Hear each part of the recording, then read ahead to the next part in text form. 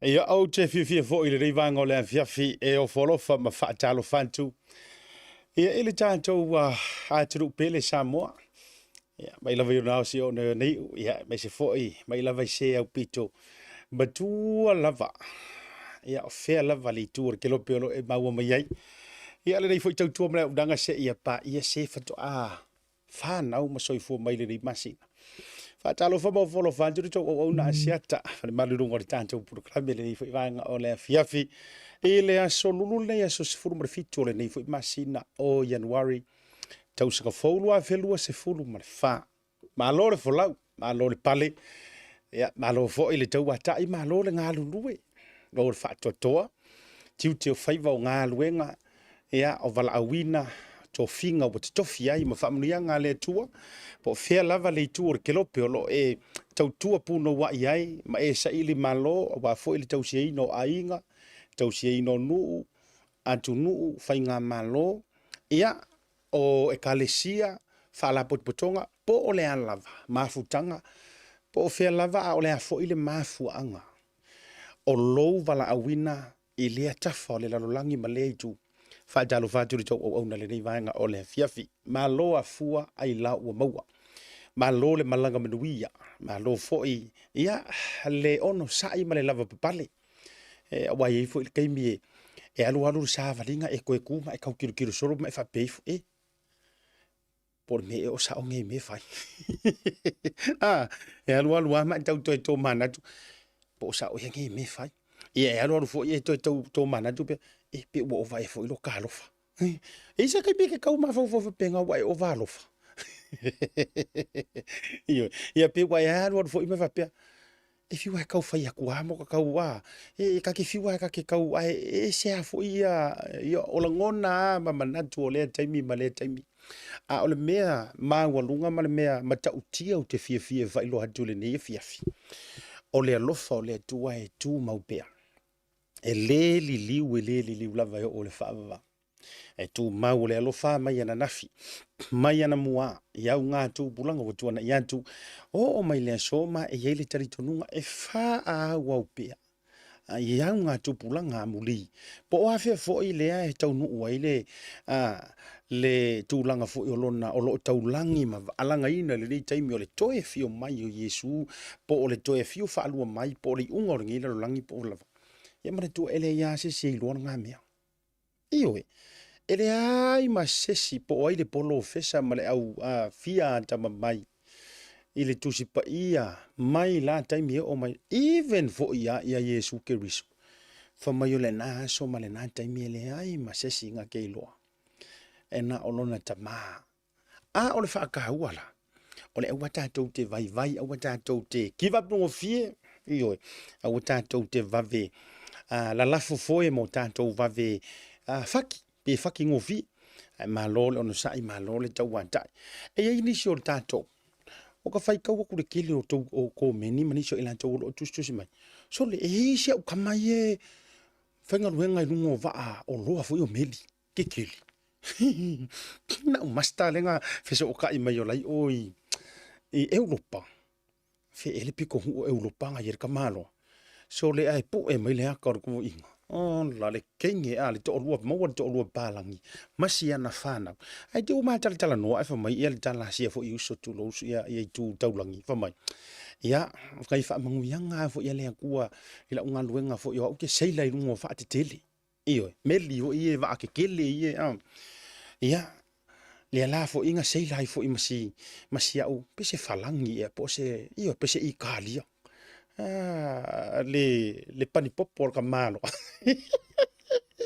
O fai atu i aina o matala noi tu si usole. Alo fa tu tele mo oi, pano to fai atu. O kele o kai ia. E umalava ta fai taua lau message nga lo ale nga ilalo wala ngai to tele ila to we meli mai matu si mai. Ai o lea o te fa malo atu ai atu. Nga fa kula ukala ya oi. Ai ana o ele seila makapoko le ia. Talo fantu ai la ia te oe male ai ngai nai Europa. Po falani po Italia po fea lava le te mafuta mai ai. Amu ia oe. Iyo. E kongi a lau mai a. E lafo lau mai a ma le masalo salo. E kongi a le mai a i. O le sa onga la yo ko inga se ila au kako a makai fut fatalof. E kongi le mai a. E lave mai a ile a. Ia kaula le va. A la fo e fa se makai le mea o nga e kongi e le maa ungor koi. Ia, ma na ia le aingo se fo iuso. Mai se fo iu te ele tau wilo o le ua manuia ilo na fo i ainga.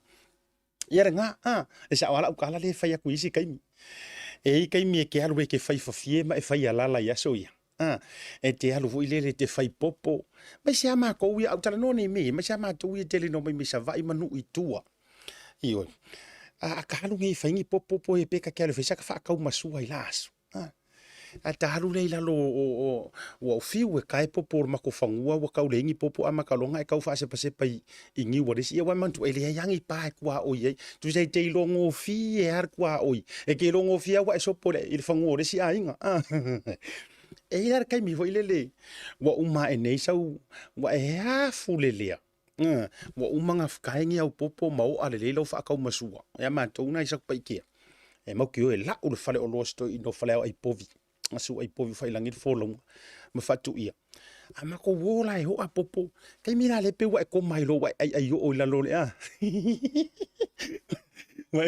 wa matua e ai o lava i lalo ma fa pengi ar ka ma vo le sasa le o ma ai lele ai mau ai lo lele ai korosia el poringi si ai runga ai lele ai runga na vai tau vo ina e va lele ai vai la kilo a fete mafuta mele nei ia filta to por kala me o ele sa fa pia la ke lo ngaka ko ui mai po sa vai po kua po apia po fea lilo i mangaku lai ai ar ngai o makir kilo e fa pengi le ali fon va le la ali fu a o ma faufunga o matu wa luluki ma faufunga po o a fea a o le a fo i se asu o le a o ka ki e se lava alili a taulo ta ma fau yo ta ainga wa levanga o mai ku i fa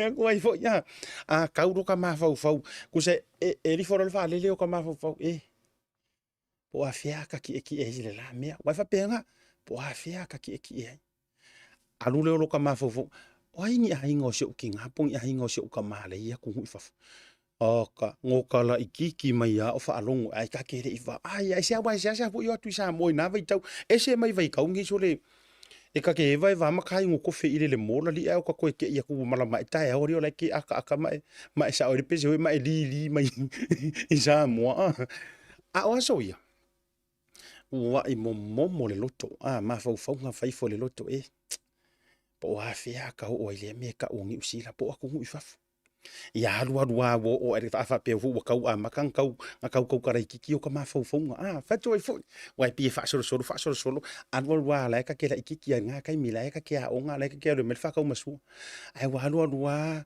wa nga ka uru ki a ma ka kara kiki ma fo nga ke o fo mai ai pi ka ke la ki es king pala wo ka ngo pi fast forward o ka ma fo ai pi fa fia fo nga sa se kengi palangi su mai ka ika o le ka ke loko le ka ke ngofo ko le va ma ku sa pai ke o le ka ke ai o mo ka ai ko ku i va ma ku sa ka wa a tu la utala ai le ti o tala le tusi o manatu ele o manatu po fina ngalo yo le tu e ko fo o le ka ki da makanga ka ku fa so o yo tatu fa malo o ta manatu ele o le finangalo le o le tu va ila ka ko ia e vai la kala o ke ro fo se o so le nga makar kala ngo le wango fo mar palangi pese i ka dia e pole ale nga sei le va o ke fa longo kur kala ngor ka malo o ka o le manuia ele o se laki e bo fa tu la tala le o ele te fe lo ai mai fa mai wa laki aka ko le ai ele se laki io o poro kala me ale tua io o fuanga meanga elingi laki e ma fua langa le kupu ma avea malaki o ngā wa avatu le avanoa, ai e sau fu e fia kama e fia kama sa o ilisi kami ki mago, wa e fia kama e le se vai, ai mpa malo atu, mfa talo fatu, ia te auto umanu ngā tātou programe. Ia, fa soro kako fa karofa, fa talo fatu i fio yo le tala le lei, fa fia ngainga. Awhia ngai ngā taulangi malava. Ia, o loo mawhai o na mafuta mai. I lungo le prokalame, ia e mai se foi. Ia, i lungo le YouTube, po le alava le tūlanga o loo, whao ngā mai ei lau mafutanga le rivanga le fiafi. Wha malo atu, wha talo whatu le sunga pasta sai foloi a pulu pale la whaele. Ia, ma le whale tua. O le e kalesia ale Emmanuel Adventist Community Fellowship. I nai Victoria. Whatalo whatu mo wholo whatu ia te i lau sunga le whawhianga inga ia mese fōi ia o le wharetua mare pai o le kalesia o le whaimo kilo i le messenger. O le nai nisi o whawhianga inga ai si whaiwhi au na mafuta mai fōi ma ai mese fōi ma mai ala tōro whaanga whamaruru o le kau scrolli lunga o tele la vale alu o messenger ma tūlanga whapena. But whaaftai atu. Ioi, pe yola upu feiso. A tonu e ngalo ia te au pe o tūlanga whapena. Ai lema whai ona lilo i le tua. Ia le tūlanga fo o lau mafutanga, malau tatalo. Watalo whatu le whalitua ia Elena Lindbergh Ram. Nei mafuta mai fo i Amerika ma le manisio o te leo utou. O whawhianga inga mautou whalitua.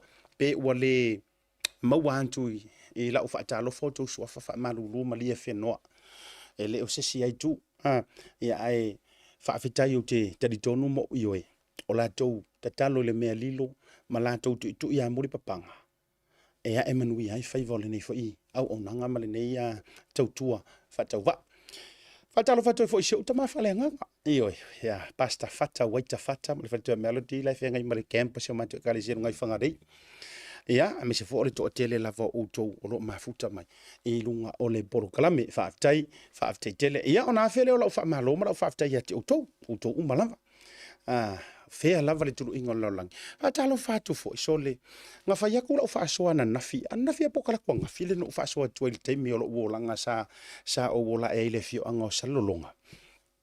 I le, ainga se mato ainga sio anko le ia, lilo mai hava la faele ma le falitua ia langi. No fa solo ko ila ia leo la ukango la uantu ia nei si vaenga fo isa manto no fo fatasi. Ina ai wo ke ila le meli mai ai. Ma se tasi la le tasi ne o to fine. O le alo fo e fasino ia lilo mai hava la faele le alo fo lilo mai hava niko donga loa ume e sale lo longa ma le totero le tunu sa ve fo im fai pule. Ia le tama itai bole to fine ia Sarah. Ia o sala umaloa ngiko Andy Sarah ia malililo. Ala uva tu suafa lu marvai. Ia va talo fa tuai. I le nei vanga fo o le fiafi ia ma le tele lava o tole ua se sau lungo le proklame mafuta mai Amerika, mafuta mai Australia, Hawaii, Amerika, Samoa. Whaafitei tele lava ia mo le tau mafutanga i le nei vaenga o le fiafi. Talo whatu le tau whatau tua pole via ma le tausi. Ia le mafuta mai fo i rungo le tātou proklame. Ia a fia o asa o whaakalofa. Ia i la tau o loo mai ngā ruenga whaavai taimi. Ia i le aso len o whatu e pu e mai o tau wata. I le proklame mua o le tātou tausanga le nei. Ai hila le hakarenga pu e mai o le au vaenga fu inga le rue whaavai taimi le nai au se tālia. Leo mai le tolu tausanga, ai mai se fo i o nisi o mai masina pe ka iongo, ka iwa, sulua ple alava. E le ngata fo ilai nei, o le wari o ilan tau le malanga mai ngā ruenga whaavai taimi i nei fo i New Zealand. Whaatalo whātul proklame Tautai A'E S4 utou, ele whaingo whianga ruenga. Tautai A'E S4 utou whaaftai le mafuta mai, whaaftai le sharing o le tātou proklame, ia, ai fuini vaenga. Tau te whina ngalo, ia, e oto mai aini nei mea mana nei o lo te tupu. O leo te malama vāuia, o lo i aiso o upu. O lo i aiso o upu lava e whia ngai ma outou i ngā luenga. Ai re tu wai lava ni mea mana nei o lo te tupu ia te outou lava ia ma tūlanga whapena. Ai ni vaenga tau te whina ngalo i whaasoa mai. Ia, ma whai ono tau omi mai fo ili tātou messenger li tau te iai. Ia, pefiso o ka iangere ka malo Elvis. Mr. Elvis Molly. Ina inisio tala o mana inisio vaenga whapena. Malo la vale ono sai malo le whaatotoa i ante auto uma. Whaftai atu i te auto le whaita i to olua. Ai o mai ngā ruenga whawaitai. Se ingula waile whea koe la ukala lea. Te iloa la utala. Ele si au whaasoa ngā whaiak. Sa o ta uaile me lea o le wha maoni o auto lea tulou lava. Lea malanga me ngā ruenga whawaitai mi fwia. Sa ila ula pokala me, I think po le whai ngola tau sanga. Ai fiso o tai mai fo ina i tama ia. Manai i la tau fo i po. Nisi o loo malanga whawaitai mi. Ma whapea mai. Asiata. Ia maa ngai e fo ia e wakusau fau kuanga. Ia mako fo i panga mako kai ko o duala e whaakari mere whare. O vant. Ia. Mai maa ngai e fo ia le waku wai wha mole walanga e saole. E tele na taule pua malafo mai a mako. So le ai maka ukia fo i whainga lai whai Samoa la tau ia. O whapele, okay, ia. E lea whaina, o le upo le tusipa ia. E tupu le whaatua i le tau longolongo. Lono wingala, e ka haua fo i la sia u fangu ma sia ua tau longolongo. Ai e whaapito au ngawhala la utala noa. Ia te oele whailo a inga e ke sau. E iai o utei mau uso o tanga. O loo mai ngā ruenga whaavaitemi laila lor ke mingi maten. I nā i Palmerston North. Kamai koru kau sanga visa lai mai. E whai kai ko olu ori se ori. E le muta lava la ufangu ma la ufa malosi.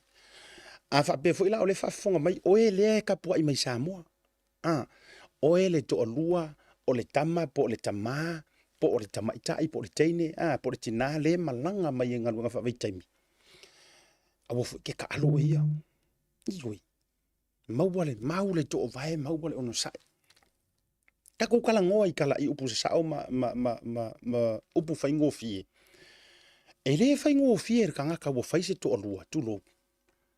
Ona omi ona motu ma le taula. Ko ora ko alua pele ma le whangau pele. Ai malanga e se mai e kausa ili le mele e kau ke sa ili e wha mai ole manuia po o se lumangai. E le whaingo fie. Eoi, po o ai mai le ka ngaka e wha mai e o le ha ma le alava. Se ele fai ngofi e feololo mai kanga ka 5. O buka o kingo nga e feololo mai le tanga te 5 me tula ngo pena. Ai fai le leile lua filifilinga. O tu alalo na e vatu ai o tatu iai ele fata alofa. O lua lea sa haungi mai ngā ruenga whaavai kaimi po o ai lava. Po ai por kama, por tama, por teine, por tama, por tina. Wha mole. Filifili le lei ma fai le lua fufuanga. O le au kuo le mako launga o le saa. Lena tēnei. Submit all your plans to the Lord. Manga ia. A whasa moa. Ia tu nātu au fuafuanga umai le atua. Ki lore mele kele ngā kupu mako o mai ei mawhakia la kou kau mawhainga ma whaale tonu. Leanga kele ngō whaonga hale me ka ure mongi oso. Yes. E tau te whaonga le me tau o le mone oso. Le winga o le tala. E ko ke oso e ka inga ko ke oso le monge oso. E ke alu loa whamakala mai e lea ngā maualanga taxi ioi. O ngā halu inga ruenga whaavai kaimi. Ke i ale wa e sau loa o e manga olo e whaile bea ngai lau a inga. E au ngoa ma lou kuri vai. Ave ile a kua lau fufuanga. So o se poro kalame au te talitonu. So o sau fufuanga ma sau plan e ke kango ke lua kua kuli ma lou ko olua. Uolua lima lo whangau, ma submit ili a kua. E deiro ala ukala, e ke sau. E success, kango e whai kaurpus pa ia. Ioi. Ngai sau le submit all your plans ili a kua, o ngā whaia le e ia ma whakau ngu e ia. Ai ia le si au vaenga. Ioi. E ke le ai ngā ka ngofi e whao ngā au wala ia, e so la mai ai. Yes. E ia haisi, o le intent, intentional fongale e ke intending nga le fainga o si au menti e ke intending nga e fao nga si au wala lea e ke sau ai lo mai sau so o le winga o lo whamatalanga e ke aru ese mai Samoa will already make low decision o lea lau sola yes o lau tala lea o oele ke sau e whako a sole ke sola ingi I am pretty sure e le i whako a kupu ingi lau sola ai planning a mai Samoa. Yes. Ngai planning ai Samoa. Ale winga la nga leva tuai la ufa malo si mala ku ala. O lua le nga li. Ele fa ya i fuar kan ka 5 ia le sa. O la ukala ya o ele 5 fa nga luenga malo si su elu mangai su e marko o lua le. Ya. So e ai au ai fuar sola ese mar por kalame. A esa wa o ngei maho ngi roku se o roku.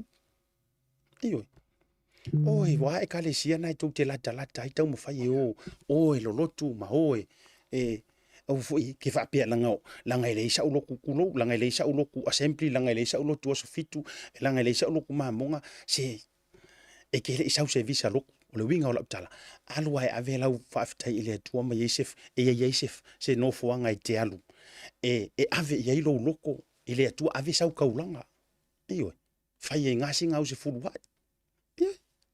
Sio kanga ia sau malonga loko ako e mafuona o fautua le mele anga se fa kwala kala le o le mafua anga ya fua inga se fa unga o ko wi ungali le ko ke o mai mafai ko error le ko ke o mai mafai ko me error ngai onga foi nga va ku fa ku nga Samoa e sau e ke aru se si mafuta ile li aru se si alanga ke saulo ingei e affiliate lo markanga kai fia e faaingu oe ma faamiki oe straight language ngangana tu sa wale va e ke saulo la o au poro kalame manga ia ma fau kuanga lau fai fe au maro ko lua mo ma kuanga fai aku Samoa ua matua tifa tole mona ua makua ikifa ko mafua isia leanga wa e sau kaka ilo oe kama sa oe ingi ai mana tua foi la oile ese esenga sori wa ke wa va koila fo kunga le amkanga ngi ai mana tua foi la o tole ese esenga o ese esenga o kamanga le fia la ko ia io e manga va miki singa fang si o tangata la wa seto la to ngi ele leanga ele nganga leanga don't get me wrong lang ke ko fa pe le ele nganga leanga kanga o la to wa ia life ia wa seto la to ia o la tau fo ia routine a uma foi nga luenga ia singa kasi singa lua e pule aska funge ile la olonga sa ai mana tua mai fo e ongo avealenga ma vaenga e sui ai le mangulauki ma le plan lenga e sau moe o le ale plan o ke o loi o ke le kam fai ko ing wa foi langa nga wing wa o nga o fi fai kengelo ko hor nga ku sa nga o wing wa o nga o fi fai kengelo yes nga o wing wa o nga o fi fai kengelo o fi halus kama kai o fi halus eli ma fu isia langa le ma o ko lu a ore kau konga ma le ioenga ma le polomisi le nga fai oi no oi ke le ke la ku lo ku a vele fu sing or fa fingi kisi o langa a ko isa mo ele fie kisi ko lu tu lo a va ai le ngei ka mai ke mi panga ngoa le la fa ma kiski Han, I promise you. No, don't, you know. Ja, le fam hesung, e masusu wasi va fingi. Wa fi lai lo de va fingi. Le masusu. Han, o ki koe hing. Han, o ki koe hing. Shh, ki kilo mai. Look at.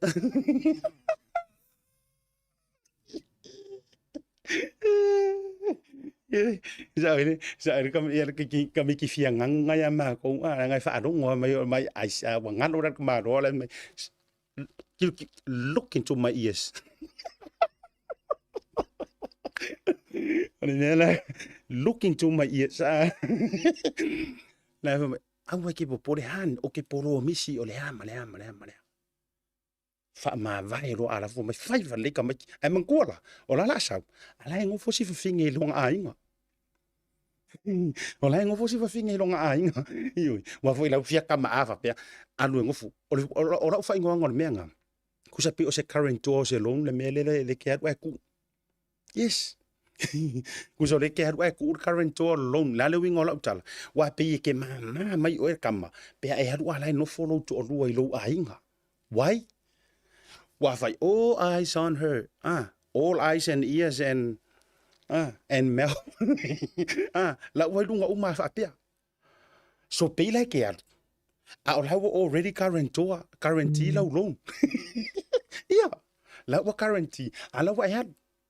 Vai la ka ko i. Le la nga le nga medi mai ro ko nga. Le la o kango kwa le la o kango sa o palaka o media. Mafu anga tonu nga. Nga e sau ro le mai Samoa. Tala mo se usa ya pina ti Williams. Malam le le fu mo ngo le media. Le la ke faku. Nga e sau ro le. Wa e sau malo loko ngoki mo moia. O lo o langa le fa maongi sa yai mai le rua mafukanga i Samoa wa koe a fei mai kukungu le wa e sau maafusi wa e a fi ma e sau mo e ngiusila pe ke alu mo i Australia nga anga kaungu ua le vai aso mua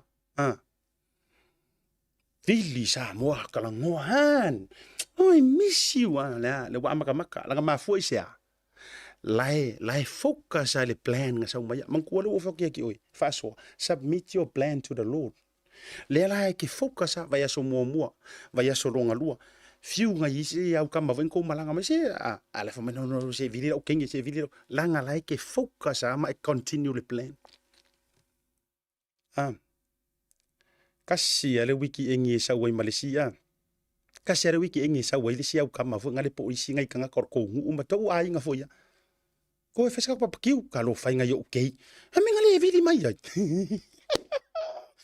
le vidi mai ai so le mako ako anga o tatou Samoa o le ngā kula le o kako yes e for kai mi ki karo o ke fa so o le na tula le o kako lis kai mi ya ave fa papakiu ya umai ya e ke ing mangkua ki nga wa le vanga la ko ilo o le vai nga le o kamare Samoa o le pia ale fa kanga fuksa kasi ngale ti na fo ila lau te malama o tu la fono mai ai nga o le malanga mai ele kaunga e ko ingu ele kaunga e ko e maruanga ele kaunga e ko aisa o ha umanga mea ale wa amata fo ina to e fa so swat singa kasi ngale singa kasi e a nga fo ila fa so le mo o ko a inga ia tangata ie o e ave ngai kako kama fanga wi ku ko ai le anga a umala wa mu kama ia Ioi, a umala ua mu maukia. O ngā rua leo oe lea makamakara ki vi fa pe ngai ma ngofo e Australia mangi usila. Ai fo iai kama ia karosia ai fo i o lai ola. Soifua, ai leanga. Ea, ele ngā male la inga le fa la vele kupu karua ngai ma e Australia. Katou e fa ata la fonga. Ai ia ka ua fo ingai fa soa mangi mea. Ai ma fua fo. Onga ua le ngā lulue mea mangkuar karakus o ke fia ua relate o whaasor kus pa ia ranga esero fifio whaikau kus pa ia. Ioi, ka kia fo iro whaikau komi, lo whaikau kus komi markele or komi o au me whai. Ailanga lefa mai le kala, mangkua e submit au plan, ar kala fo ia kus pa ia, e ngā lulue mea mo le lelei o e alolofa i lea kua. A saula o e malau plan le iai. Ala fu e ka penga o e lea le ka penga aku le whakari solo ku ingei matanga tau ainga o felingi whatsoever. Pat fo ia oe o le ngā lulue o mea E iai lau piko la au, o lau piko la au. Fiso soangi o e a whainga e whanongolongo oku, o le kama leanga, o le pia e sala mai ele ainga, o le keinge e leanga, o le anga. E iai fo i lau pito la au e whai, o le lau piko la au. Malu papakiu. So le, uso, ia. O reu ke iloa e whaamamalu aku la fongo e pisa mea asiaka ilanga pulukalame i le tūlanga fo i le leo ai ingo o kou malanga i ke malanga mai e le ingi pia ia malia o le alanga au parei se pia ai vai o ke manga o e a kako mai a weekend mai kako lok ia ko lok e oe e fe soangi e fo i lou mafatianga le ke moku ai mare kaula le ke vava mamau ai. A emisia ngei lo ko lua, tu lo. O le ngana tu sa o amar faso. A emisia ngei le mafana o le lua a fengara ngale inga vava la laka sai ai o nga o lua va i vangu va i vasa. E kasi ya and I'm telling you e kasi lava le upu e mafai o nga soso o nga le ala lau papa le ua va e fa amafanga inga fa ku mau i o nga le upu le aku. Fai kaurkus pa ia. A o se upu i lo kua i ngā mea whamai se ingusi ngā kakasi kau wha angaro ko i lo misia o te pelo. Ioi. Au ar fai al pelo. Yes. Pelo o mga mea. Excuses. Ia. Mafa mai han. Se ingu singa o kasiri ai. E umorora o kasiri o moe. Ioi. Vai fanga a o fanga. Sa o inga kamiki. Sa o ia kamiki mako o ilau di ipe a karangongi. Ala leo fai fanga. O le fanga le mele usau. Ia. Fanga. Mai han. Ala fa video call. Han. O misi ha o e wa rua whakaarua vai aso, me wa rua vai aso. Vai o maria se o kōrua. Wha e moro mara kema, wha e moro ngei whang, e lua ngai whangu e, wha e mo iau mai. Vai si sila mai. Ngare lua lea. Alenga ngare pusa ila ron moe.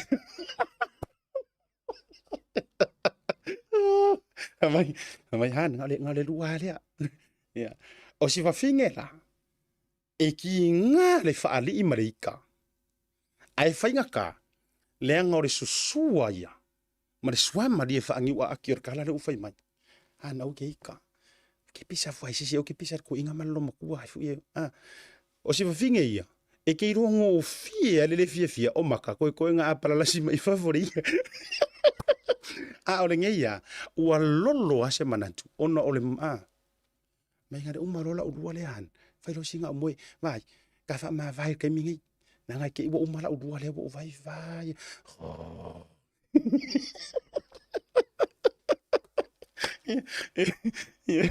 Yo he vingine o ngai karangoa.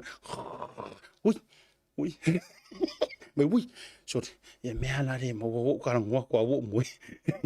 Iyo. O lea le wa vali le fanga. Ma fua isea. Lai ko ikiki ka ungu me kaka pikia. Paki de la adwe. Iyo. Ya wo ka wo manga kunga. Le wo vanea o manga kwa. Ma fua ngai se ila plan. Iyo. Umalo lea. Ngai sau mai Samoa o submit lau plan ile ku. Ai o mai I. Wa submit lau plan ilau. Iau kama I ma. Pe wa submit I kua. Ia inalo na e la turo le ala o pe mai ke fongi fa ma vai si fin. Mai ke wa e vili mai wo offline o fai sa o moe. Vai ka ko ye. Kapelo. Nga nga kapelo ke fongi. Ke I marka maro me. Cheers. Alulo. Umaya. Ua matua te le le vanua ula fa le kongo yo. Ia or kadinga.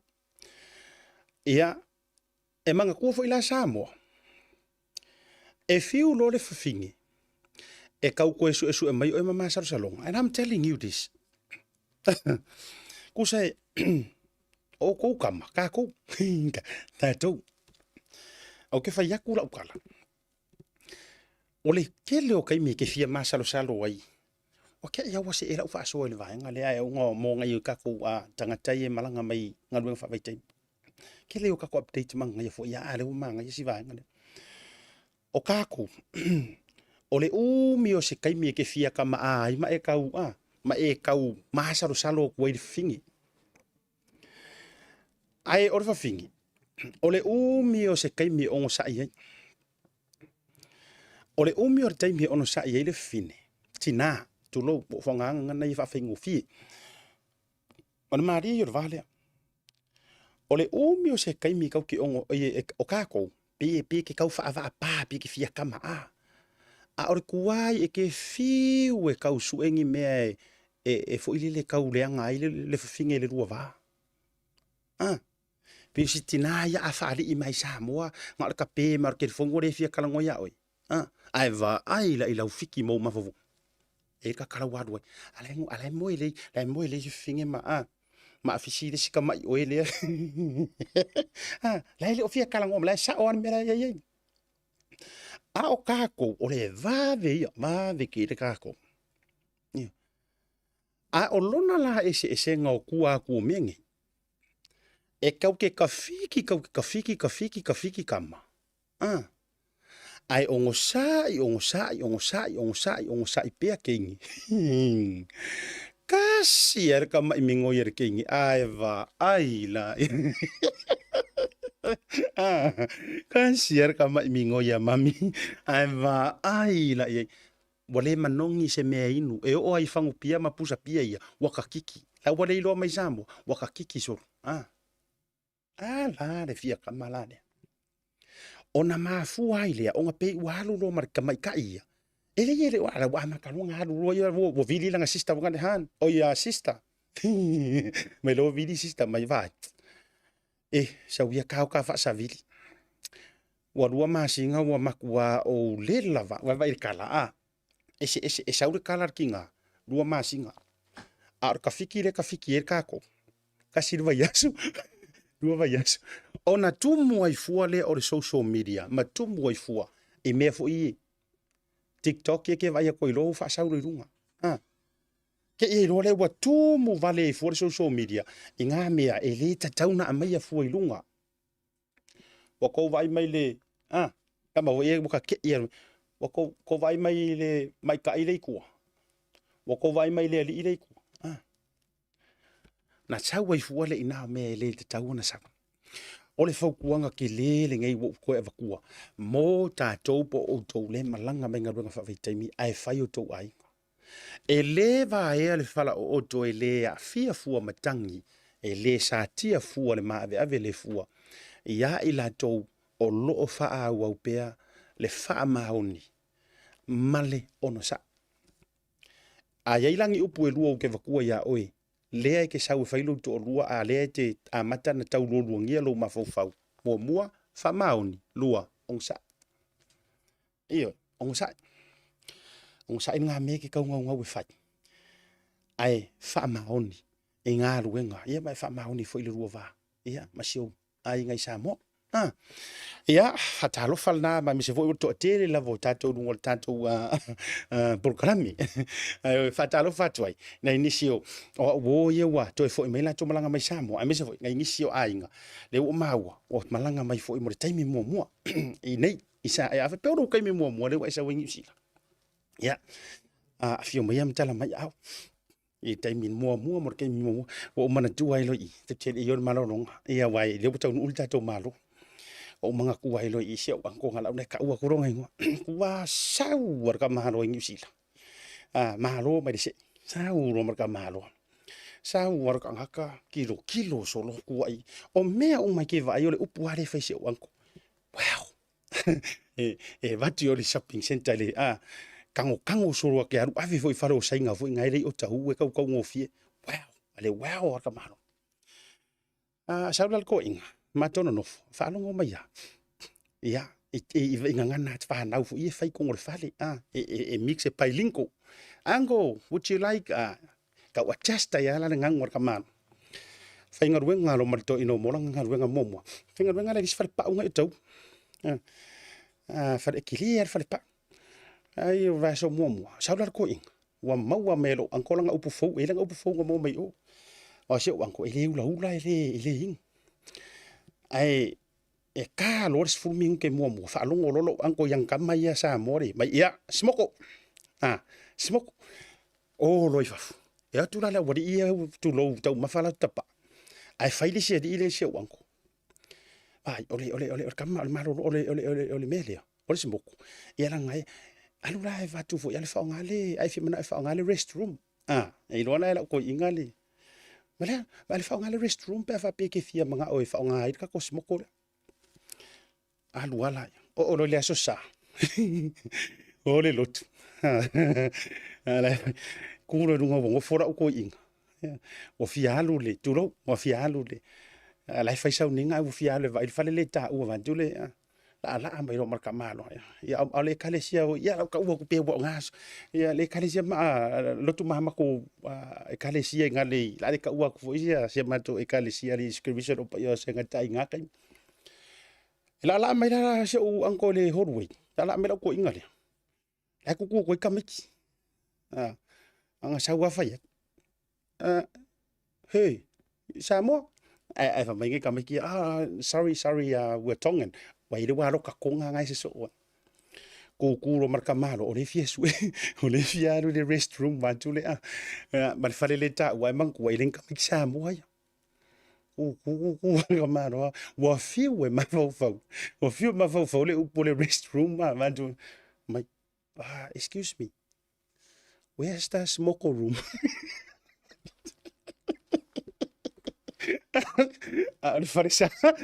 farisale. Excuse me. Where's the smoke room? Amay makamiki ko nga. Oh, no, not allowed. No, not allowed, please. Not allowed. No smoking, no smoking. Famay kamano. No, me no smoking. Me no smoking. Me go to smoke room. me la le mo wale fa talo fa pero wa taimine wa esa wa a ore kopi foi upois a ole le ye oi pole ale sa le la wa kangoro marka miki konga fa singo fa fora wala ma fa ye ka miki konga anko outside the gate smoke room. Lewa fire ka no kam pas ka may kiki outside walk outside smoke outside the gate. Ya la no ko inga va ver mejor ko inga oi lela ole fa ka ngar fire ka mari fa for pa. Tata manalonga voi mai fa vero il tanto wa por city o il tanto Ray White Tagaloa real estate il un tanto por kala.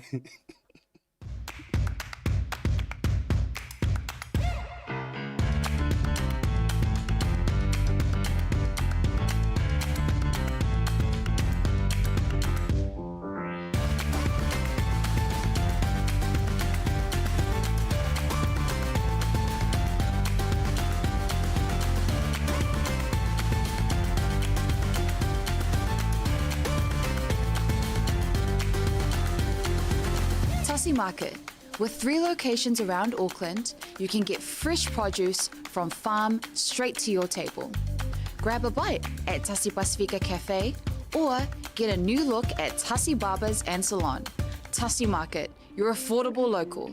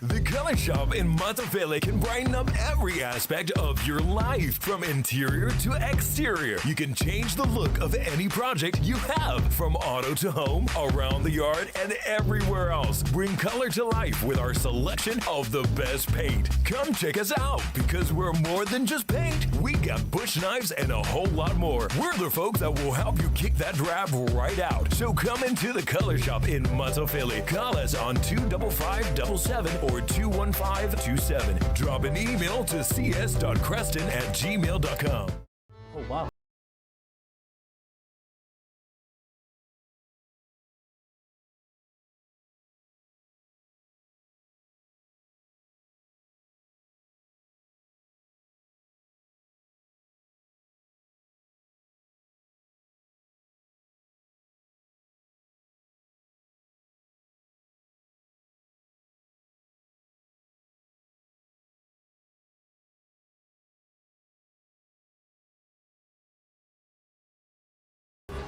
We have the barbecue, please.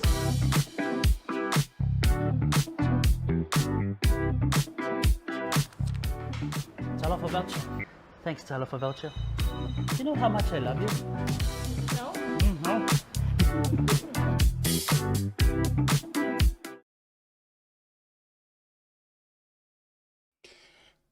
Toe whawhelo ia tuli taliu mo proklame mai malolonga masani ina ua toe 10 minuto January July 5 i le tautua whaua walau Blue TV mai sil proklame o le Tautai A'E male manuia whaiva o le tātou watino o te fia whailo atu. Ia o le uma toe mafuta foi ia i le nei tausanga. Le amatanga fo o le nei tausanga ma le songa i le li polisili o le Tagaloa real estate. Ia ma le unanga tu whatasi ma le Ray White. Ia tūlanga tau mota malawa e le ngata le whatawina o le whataunatu, whatauina mai, ia po o le rent fo ima tūlanga whapena. Ma so o lava se vaenga i te fia mo o mia ai se whaamana manga tau tūlanga i mota ma whale. Ia o te whiwhia toi whawhira i atu. I lungo le proklame le Tautai A'E, ia sunga le pule o le tātou. Unanga lau sunga Tagaloa, whiwhia Manase, mauia ko sangfo? Ia, mauia le ko sangfo ila o whaasiat. Whaftai mo le nea wanoa, whatalo whatfo im whamani atu le tau sangfo le malo le tātou tanu le nefu yaso, ia mesi fo i o le tāwhelo inga mo nei tau sang. Ei, whamaisi so le agia unga umarka whaaso le tāpokra mo mai so. E so masanga le lila. O vaku ia ora uso masanga e paore se senga e kere ang kupe ringia o kupi. Ia ai habitai. Mana tu foi no foi anto le vai ile kako ka uia ka usanga la ngaro ka usia kwa vai aso ye ona tua ia al tau sanga le sa suma ye le sunga Tagaloa. Ia ma faile tatou faalawi lo fo i matulanga uma. Ia ma uma ye lona tau au e vea o se tasi o sa marianga le e sponsoringa ia fa so soani fo i le lima no le nei por kalame me so tu al Blue TV o te fie la fa ilo atu ia o le ua a mata le nei tu sanga ia mata ua ma le lienga fo ia me se fo ile o mingo le tau au e fa lawi lo to fa afta ye tu ilo su e mai ia e ye si vaenga e se mai ka kulanga o fale uma ka i ai e mai vai tau nei o holidays nga malanga Nai malanga e avere tina le ainga ma le whanau se no fuanga fia po ani fu fuanga sa ye. Ia, asiata, ia. Pai asina pisi o le afungi, o le kisimasi mai tau sang fau. Sa le ai, sa matou, sa i se fuanga fau le whangaluenga tua la voi le through the break. Ona o le to telefoi o le tanu o lo mana mia la so swani vai taimia sa fai se malolong. Ai pe tai sa whengen matua inga mani ma le ma whalawelawe tau maliu. Talo fai. Ia, le sa pisi e fuila ia ona whapena lea ona koe riskito ma ia ngaluenga sa whengai sa pokili na vai taim. Ia lea laua a matatau sanga nei. Matau tia le pisi o au temine i le to telefo i o le ngata i appointments o uma o na whatatia. A o le to tele o na mamalo tātou tonu ufole le walo lofi mai ina wa umar kāpo kalame. Na maua le tāpo kalame fo lea. Ia matau tia le to tele o tātou tonu na walau mai sosani. Ia le ngata i nei au kilani. Ia a o Laloi Wellington Christchurch. Ia maise o Australia. O nei la sa matalanoa i ma si tinafo i sa vili mai Gold Coast. O Gold Coast e lona mota. Ia ua maliu le tama. Ia ua mana o le tinae fia toi whatau ese le fale. Ona ua tangata tele ia body corporates ona o le maoto le tinalea o lo i te tono le complex fo le tau le units e le pi so o afale o fale la nai ia ile me ka o le body corporate tele na to tele tatou ele o sila fia pe le iloa le sifo i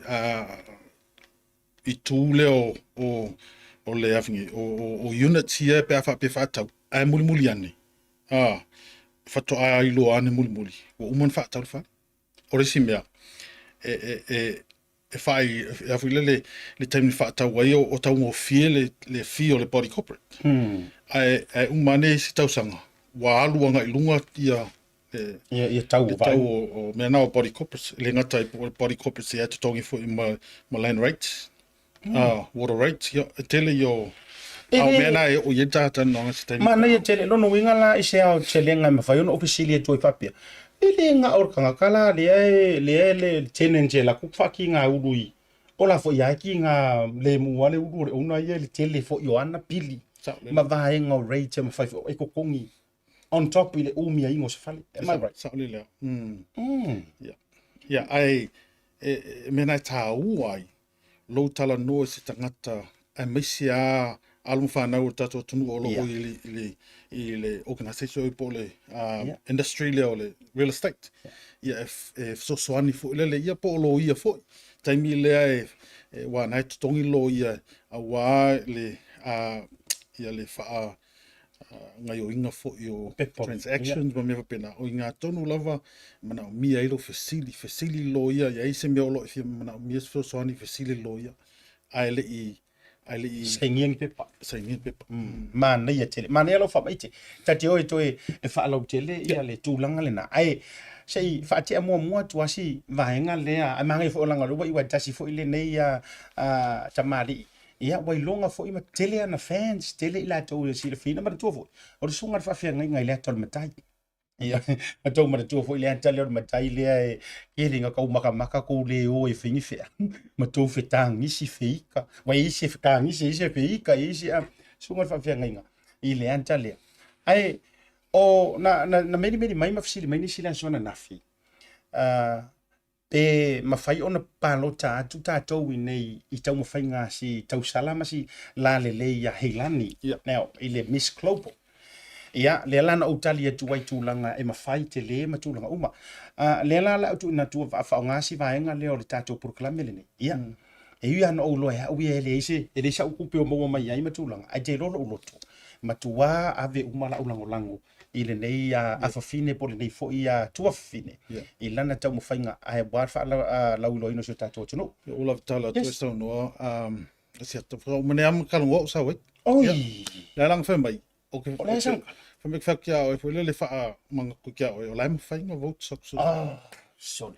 Lai lo kele mai, me lo kele ko ai. Ai la ia yo le keiro ile o le ko se akia e famis ko. Ai keiro vai sa no tagaro. Na vaku ro fo le ma ka nga fi masi ma fine postofi. Ia. E vai le lo fi mai fo yo ka nga ka ma fai mai. Ai te rola ila tangata mai anga e alu lai avermis. Ale asa u fa mai ke mua i ruma mai. Mane fua. Au mangkua se usa ya unga. To filau ka mai aver fua to Samoa ma. Na mo tunia mata. Ele o isi ave fua uma. Ele kai lala da fua la kam. Ave fua eu ma vole menga ufa fie or mo ka mo ina. Ai na ma tuno la ma tarna. Ya mo ono tanga mai ma we penga ya. Ai la wa le kalia wa vidia. Fa tai kile ya. No inga ta kalia. Eloka mai tu sai umale le Miss Global ai o mai ai loka o America. Ai Ole, this is how you vote. I lungo le tātou le o tau sisila mai. Ole link le nā, tau te sisila mai ai. Ole pālota mua e fuli. O lau ulua i lau first vote, it's for free. Whamune mōre la tunu. Tango e o mi le link. Le fo atu atu i lungo le tātou porkalame ngi. Ngalo o minga. Ave sawa o i kenge ese vai ese Malaysia ma ese Vietnam. Ai ku urka ko kenge. E ngō fia tātou teine. I lono fia lava. Lona say. Yes. Au lele. Mara tuala. O lau first vote e free. Now, e toi mana o e te toi vote if you want it to go further and further. E yaila le tutongi. A lea latu nā tūlunga. This is the prices. Au sila kula a Tagaloa. O tātou prices la ia. A whapete toi fia pālota lona lua mo le tamaitai. Ia e na o le tā la valusu maraiva sene. Ai kolu au pāloka e ave iai. A whapea wa e alofa kele lava fo i pei o nā lofa mai hei lani ia asiata ma Tagaloa ma le tautai A'e. Ia e iwa tā la whasu ma le iwa sene mo le 15 vote. Iyo. Le wa ko mai lunga le wa tu vai ro lo fai hila ni mo ka mo fai a fa se fulu au vote e se fulu valu ta live su mari seni valu se fulu lima vote e na o tolu su no ta live su mari seni lua se lau lua se fulu vote iva su fa ta live iva fa se lau lima se fulu vote se lau valu su mari fa ta la o le vote pito i mo walunga le ia o le afe vote e te whaaruina se le ni e tolu se lau fitu su mare wha. Iva sene. Now, these are all New Zealand currency. O le whaalau i loa la ngā le ua mawhi soasoangia kuai i lungo le pulukalamele nei a soasoaninga fo el Blue TV. A wā le sanga i ane ai o le tai. Mo le tamaita i a heilani. O le aso kau sila fia Tagaloa i le whaingore mea. E ilau ka mai concern. O le kolau ka mai concern. I'm hoping e le mawhainga e le o voting ngei e su e ai le Miss Global. O le wingo lau tala, le anga a fuai populations o kaku aku a fuai populations o nei tato atu Samoa ma ingi kia, Malaysia. E matua le, I'm hoping o se vaenga fu ili le pei e tau wha ma ite e se visa ai ole o fa unga ia au kasi umai fa masino o la so ko servio ke roe o tele na sponsor inga ia me e sa le la so no pe tato foi le fo le like titio sa mo male ai e ia lo to no vai le o mai a tato tunu le supporting o le to sa mo o i fo inta to lo ai le ta ape o le tato tunu le lalaki po feali o Iraq so le wo po le ala lai tito tato tunu tu fa ta so tato lo to tato te lango si le tato sui po sta mai ta ile e lo tato nu ngai e lai titia sa mo ma on malo tato wa o pe ia o le votes le fa ile mo ta le popular okay ai le o le vote for ele fai ele me o fai unga le na o le sa ili vo stanto o no le no so ta ia tu le lango to le asiata fo ia le songa le director por fa lulungo le mana event okay le ala to te ana ina le tato tene tauva i lalo o le lango sua malo si ale Vodafone Samoa le lan o so ta ia tu i le to fa le va Malaya asiata le antaua Jerry Brandt ma was tato so ta inga o ke longa ona o le fese se ingo taimi le mafu ainga o lo kero ilo aku por meo o la evalua po la walanga au fu tu taimi e live mai ia tau vanga ni tu sapo se mo le va vea o tato o le tasi anga le lua taimi ana le fo le longo mai heilani fo le live mai la to e feri wai ro umari i kala hila ni le fo ka makalongo nge ya wa kele sa un befunga o facing ko mai fi wa le ku la ke fongia la sia kalongo o tarapo Papatoetoe ni mo o tona le visili ele Afi Aotearoa o ia le wa e polo wa e volevana e loa lau vote alu mare ako ia ai e ngal proclame mo na tangata lai tu fisili mai lava ia so swani na mo tato foi mela ia le tu langa o le vaenga le wa o la fisili mo mo e a mai le tu langa o le tato wa tu no Samoa e le tu langa le ta o le fata wino fali ma le umi o fali wai o aso ia e pei e ile nga var nga mar ko inga mana tu foi le pei nga o papalangi ingia ai ele lo fisili tu ise mau po se sa ili linga lau sunga le li polo fesa il fata ngo fale matula ngo mata upune e harka ko ku ngai kan pa Samoa o waru lunga tato male i tu lango le umia o tato fale ma ownership matula o bena so far ole taimine siat i lo u ai lo ye e to tele ia le lau tala vau fu le u vala un bai mo sosani wase se fata wina se fale pe la ona nei sa vala un bai se tamai tai tala vau la vala finga luenga ana fia mai ona mai lo tinale nu mer o lo fia whātau sa mato whare.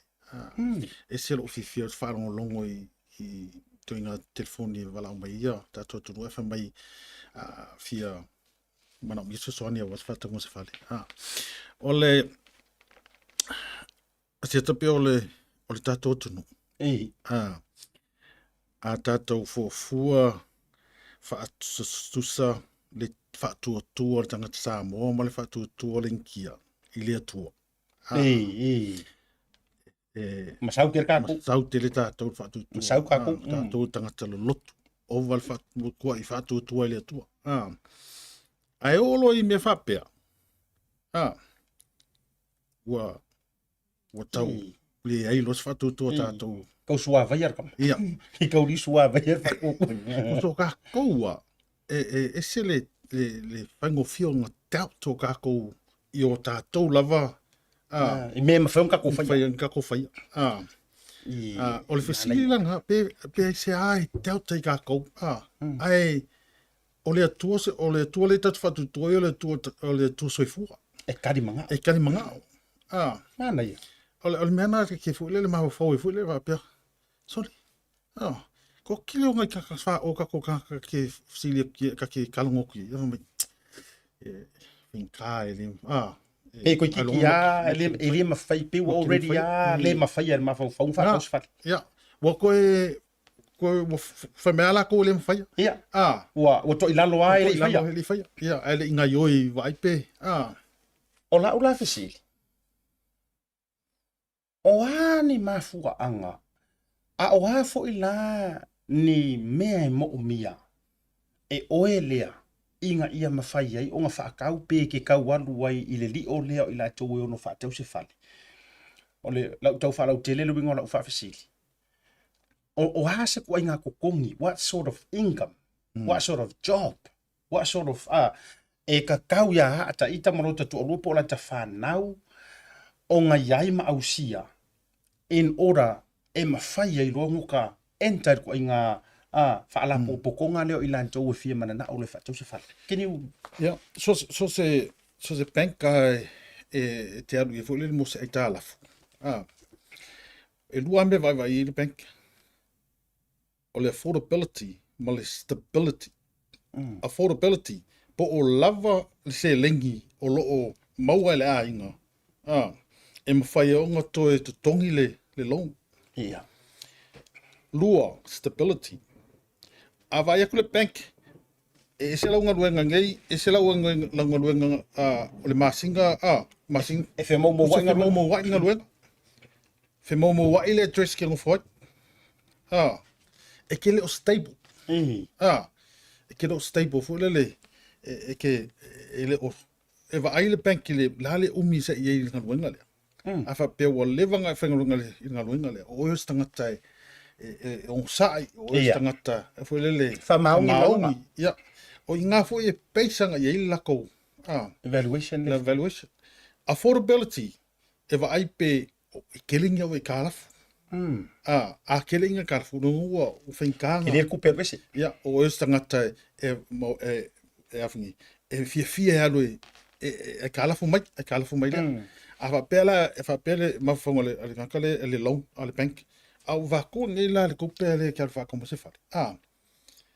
A wa ai aku i lau wolanga ai kālafu.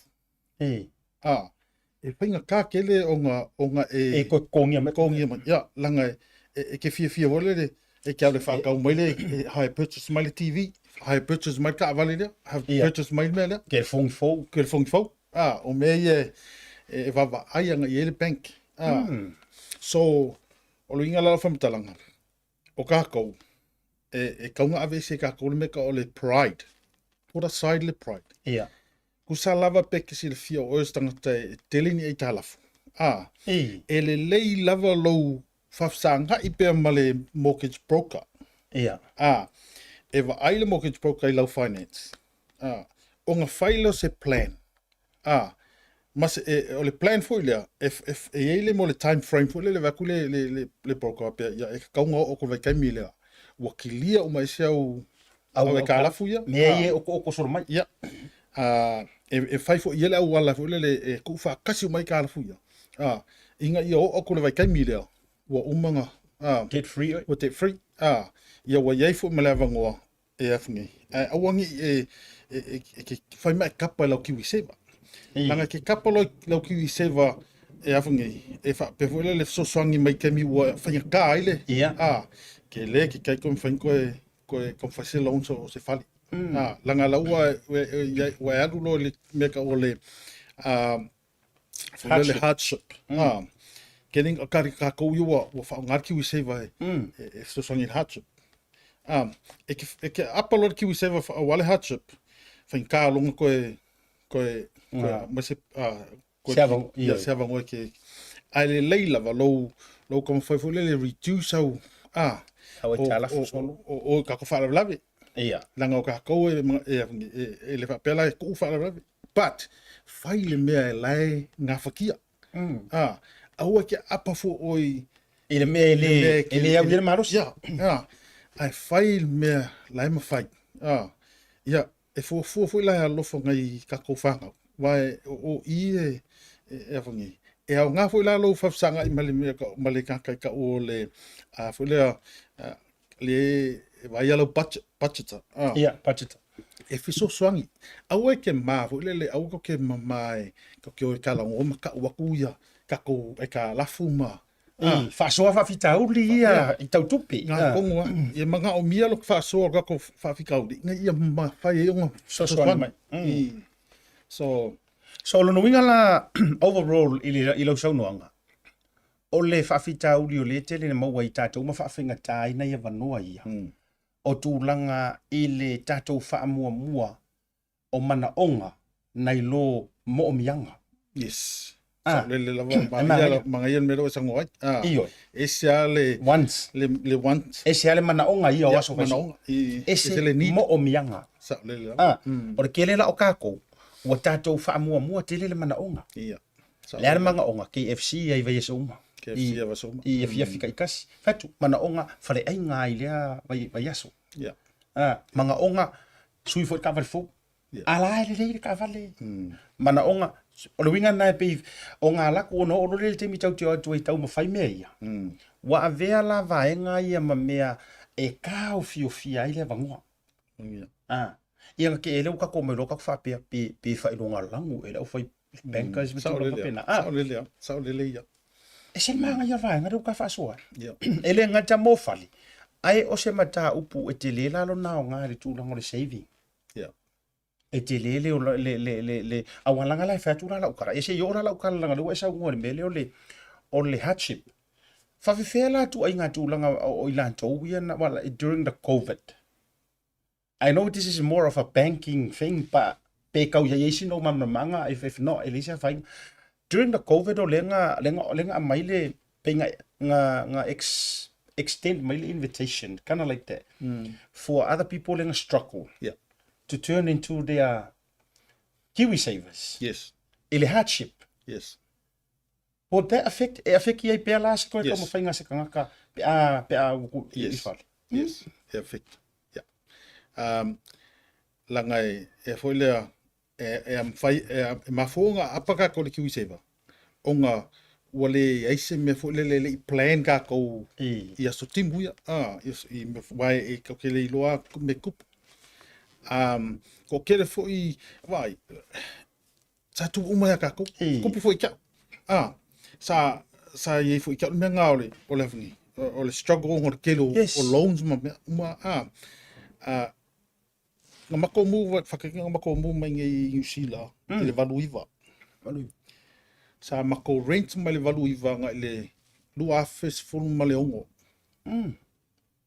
lo fes full se vai la le umi le taimi ele va pe la le kala ngoaku fa pe ngo fa pe ngo saulo ngeo fa le mokuro le au me umaia nga ka learn my fo le onga sao ko ma fo sori o me ka kelongi anga fa pe ka nga kai lo me ngi ile kaimi nga makongu mai ngi usilo pe ngi wo of hingi fa ko kele fa wo ka pidiongi ai onga nga kaimi sa le se si fo ile e mo me ko inga fo ko fa pe se manga sa kele nga Whamumua, ia kia uia, ka wari fau. Ka wari. Me ai o mana onga, no vai nga lau tele fo. O si vai ka ki manga o lele vai me ka kau ia o ka maiki o ka ia se vai fau. Ia brand awange I sau se me sa lele. Para sainga. Ia. Mali mea rea ole ai longa ai mawhai o ka whaia. Ai longa mali sianga mea. Ai inga o ka foi lea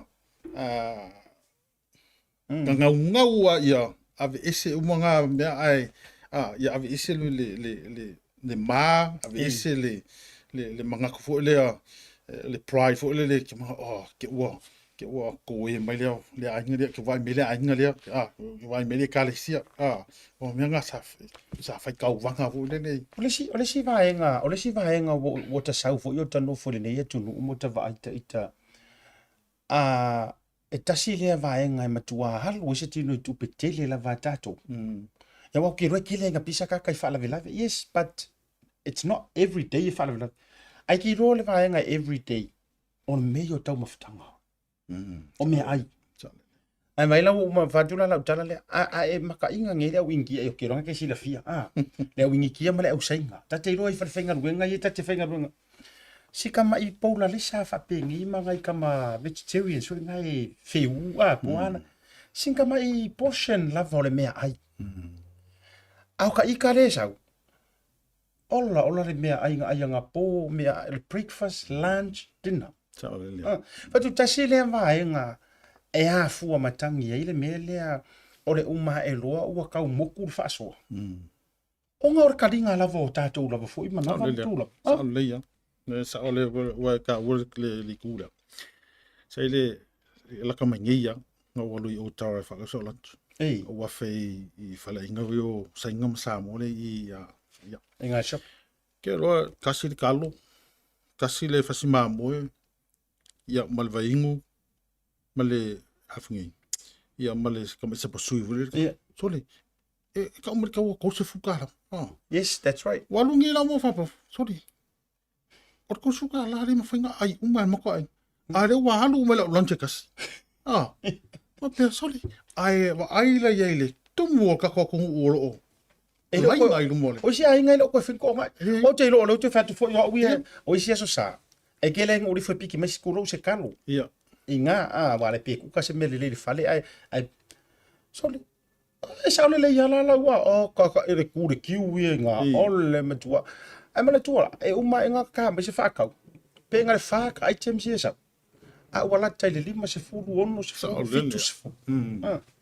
Ai fu la fa ma fa pe ole wa fu anta tu tala noi me nei ono le tu langa pe e ma fu I se ale fa ku wa inga ka ko o ku langa ia.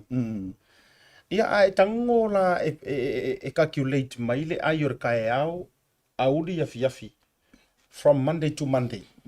Yeah. 7 days. Yeah. Ke ruo mo ke singa.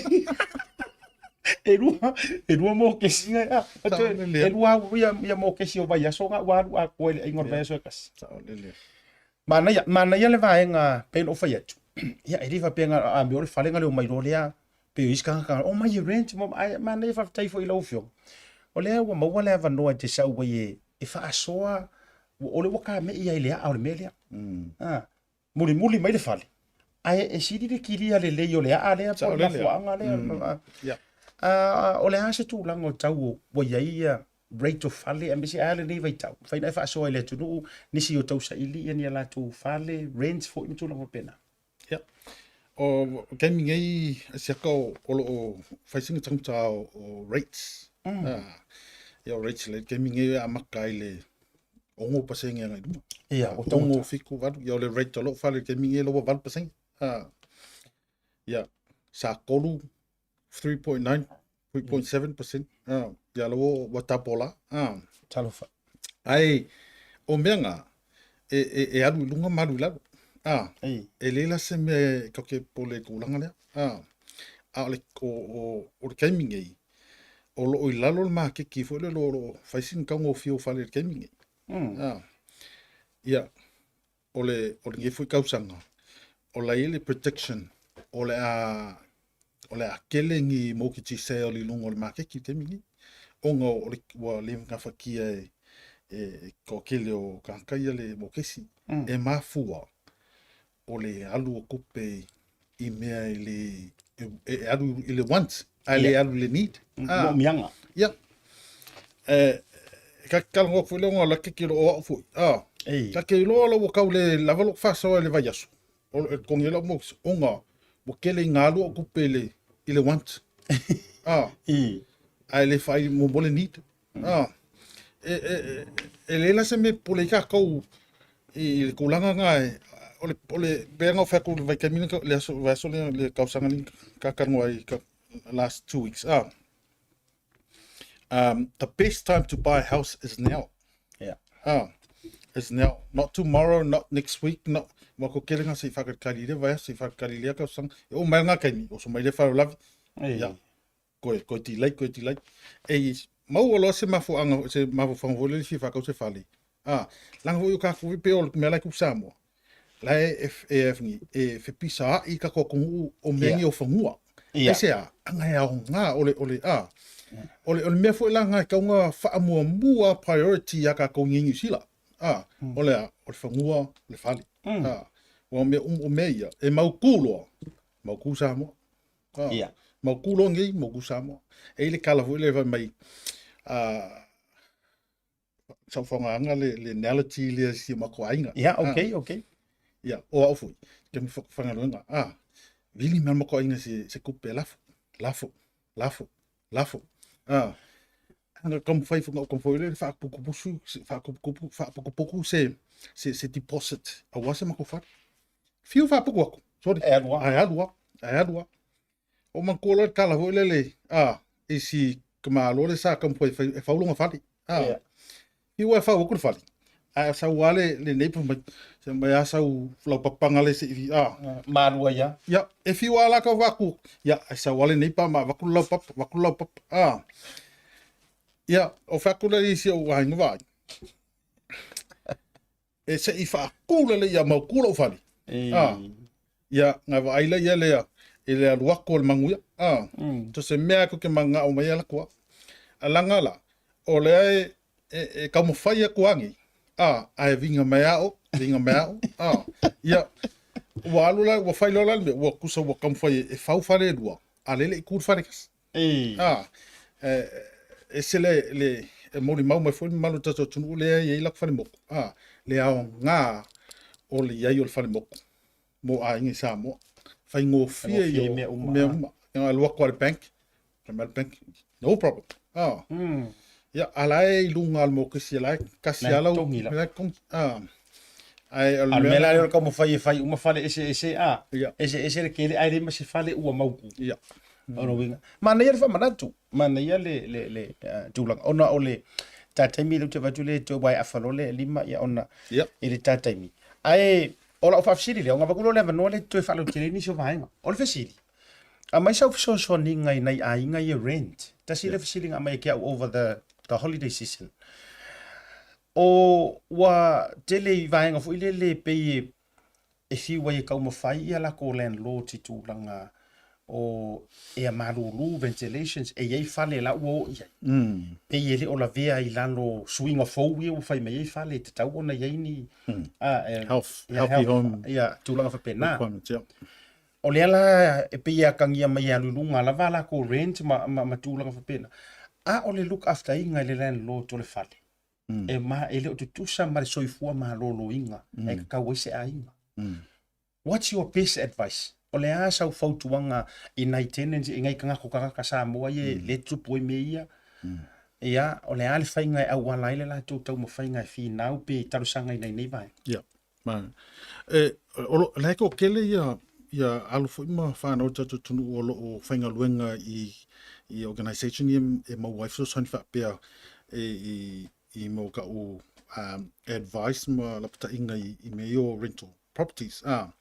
Ia wā ia lako rights, wā right ka kau ia rent. Wā e pe ona tāua ia meo air conditioning, me umai kaunga in good working order. E tō tele ia fu I tato tonu o e complain mai I mea o mai o ka le la wā kohinge meo rent ai e leke kai whaia ko le landlord te whaimea lea leke kai anu mai. Ia, o mea ngā e whai kaule le iei le rental agreement. Ma e whesili le i lau agent. I po au rights i mea o mea o fia whai o le whali. Whesili iei, vili lau rent i lau agent. Awangi i whaawai vailo wala au lau agent i mea kaunga whai o le whali. Wa o mea umanga e awangi, e kau o ngā. Ai alu lo wha private foilele. Private rental is wale alu le agency a wale sa o le landlord. Pankalo lau Okay. Langa e afungi e ia landlord te mkwari kia. Se wangala wa ise agent fo le act on your behalf. Langa o le lako obligation nga mo oi. Ole make sure ole property le lau ke renting on behalf of the vendor, of the landlord. It's in good condition and it's in good order. Whapengao. Malo whaptai. Ia, la fo atule avanoa lea. Leo te vai atuto e 5 minuti ona awhale o le tūna e 5. Ia, o ani vai ngā me se fo i whalau loa le ta au nanga o whema wai oe. O vai kore kua kele le ua nau mai fo i whailoa ima. Ia, po ani vai ngā tā ua ma whaiona e whailoa le reitai. Ia wālanga e whaau au pia. Ia tā, i vai aso te Tasi. Ai mo le nei taimi le au nanga matulanga whapena. Ia, ma le numero telefoni wha mole. Whaftai te mo le avanoa. Ia. Mo i lātou fo i leo lo mana oe, o lo sa ilin whale retaimi nei. O lo iei alo le avanoa e te wala au mai iei, o te wheso soani atu ai i whale o lo sa ili. E mwhai ona o wheso soani atu i le sa ilinga o le whale, i le siaki le whanua. Po le leiri tūlanga o le whanua lea. Po o afo ini tū la whono o le whanua lea wa te le whanua i mo covenants. E pui e ia whanua tū la whono. E mwhai ngā sosoangi aku. Fo i lea i le sa ilinga o tangata. Fo i lea e awhingi lauke o ako siaki whale me o builder inspectors. Siaki le leile whale ai te li whaatau le whale. O so se whale a ki whakaua. E ka kauanga i aima mo ai a inga. O ai a inga ngi e wha. First, subject to finance, longa winga. E awhingi, e mga mia oe, se avangoa fuilele, normally 10 working days, longa winga, lua vai aso akoa, 10 working days e le kauri ai asko ngai masa. 10 working days e kuwakoi e sa ili e le bank. Pe maka i kalawhea ngai le whale lea, le lako wa ai. Po kalawhea ngai fu le kau. Waku le kaurusanga i le lau conditional, fu le purchase agreement, le wa ave le bank wa umang sangi ai le owner, sangi ai oe wa kui. O lai ai le condition nga pole ai inga nga o le finance for 10 days. E siake le bank. Pe maka e kau i le kau le wa e whakau e le whale. Ma le value sa o le whale. Mankua, o le vai me le bank, o le la mai la kor kupe. A vakula le bank o le kaule wa fa ko fale o le wa lu agree me le ona e avungi. E faisinga kaunka alai mo lalo ke le value. Ile la ko ai. E lua me e kapa me la ko le avungi, le valuation, registered valuation. O le fale. O le fale. O e kai mi femela ko o ke nai sa la ko le register value. O e kai mi femela ko su e oele na so e ko kongi fo ku penga pa o ku pela ya luanga a sa le bank vai me bank e ka kele e ka singa so song ya bank ya oi ya nga mai la ko approve mai no or too much Like you value. Lua building reports always ko ule e inga ngai kongo le konkalaki builders reports longo winga vaise kan ka se builders fo le inspector sa o siaki le le fale siaki le le po o afni po le le uma ya bones po o fo le ya lau papa le ko kongo wa o lau papa ya kongo e le iloa fu le ka ko fa o inspector ila ko tu so le va vai po pala la pala ko fale Ala pia nga mai le wo. ya ai mai se lava fale ye wa fully renovated fale ye nga sell last month or 2 months ago le la wo mo ko renovate ai ko sell o mela nga ke va vai o le fale le when was it last sold ai va ku it was last sold only a month ago or last 2 months ale wo mo ko renovate ko Mo mia sia ki o me. ngai vo fuara ia ole fa kope ole renovation ia ele umia ko wa masinga e vaku wa papo mai ia le vali ma me fa penga so me fa ngaki va ia ngai au ngi va venga nga fall in love ka ko ile fo mai ole fali inga wa umanga renovate ai sia kusa parent fully renovated your kalanga ale agent brand new fully renovated beautiful yeah Ala okay lola ye ai no pauale mea kua ia wise inspector le fat fe city on fenga last sold le fat me uma ye kaunga vaku uma agent ya oi inga ia silfia kod siaki fale penga yengi ni fo ala avulinga nga cookie ko ngal fat drugs sa le ia. ya langa o mo kwa kele ao Wa ita mana e vaku sia ki ia walls ol fale. se foi lá kanka la ko sia ka penga kuka ingi. ma mi kele langa ko kele ka mi ke mai il fale sa kuka i me ya ale kele lo so siaki pe kusape fesidia ku ile agents sa nga kuka ingi me fale kusape fe mai no fai pe lau siaki man na ia o kupe nga e aru ka ua because at the end of the day our can be on sale ke ko ka ngoi ko kulo fale market e ko langa mai ya kan kalela so fa ko lu fale le history a ko fale o history de fa pekele i langa nga mai ke minga e fa ka wai o risinga kalela so fa ka e langa mai ya le history nga e ke i rola ya o nga e le fa ya lo ho me langa mga mi ai au ki vave wala au mai free all service ele pawal me lo wala au mai ya ka mai le address ya ka ngole sa ili po okay ya nga wakule so sangi fulele ka waku ya inspectors mo ka o side so ya alena so nga ya Tagaloa fia Manase real estate ya male vango le Ray White ya le fu mo na va no fa te tele fo ile avano wala ngai ele pa wai ha yengi se fusili le wa va tu le numera ale sunga ya Tagaloa e lu mo tanto por kalami ai u ke poli ai manga ongi fusili fu ngai mo le malam la manga lautele it's either you call him within this week or wait until every Wednesday ya so lu e ma wa asia ma update ya o to wo ai vai so fusili tu se von e mi mai ya o ga ke fongi siata kusape ke foka manga vai ka silva veao anga ke mangkongi fsiri vidia o ke ala ka ri fo ka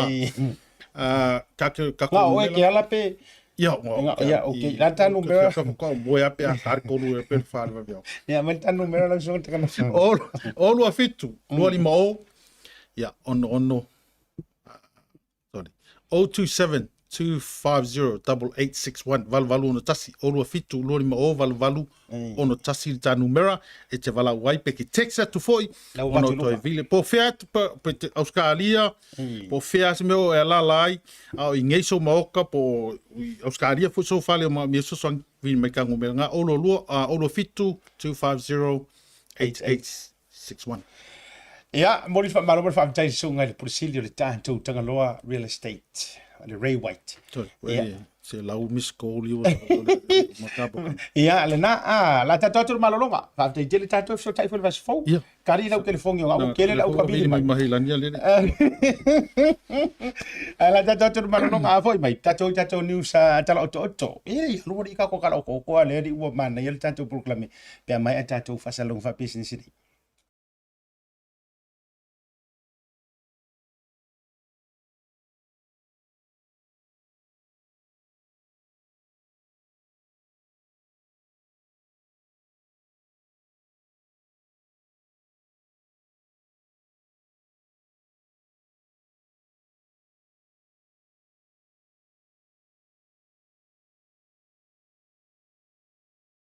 Let me show you number 3/8, Parson Lane, Papatoetoe.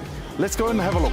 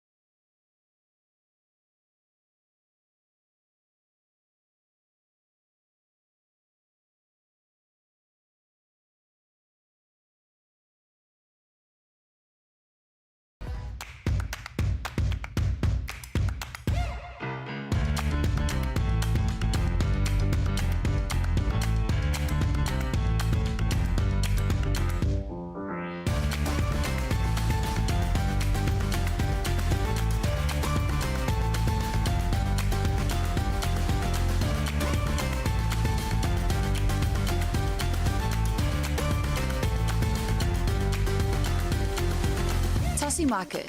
With 3 locations around Auckland, you can get fresh produce from farm straight to your table. Grab a bite at Tasi Pacifica Cafe or get a new look at Tasi Barbers and Salon. Tasi Market, your affordable local.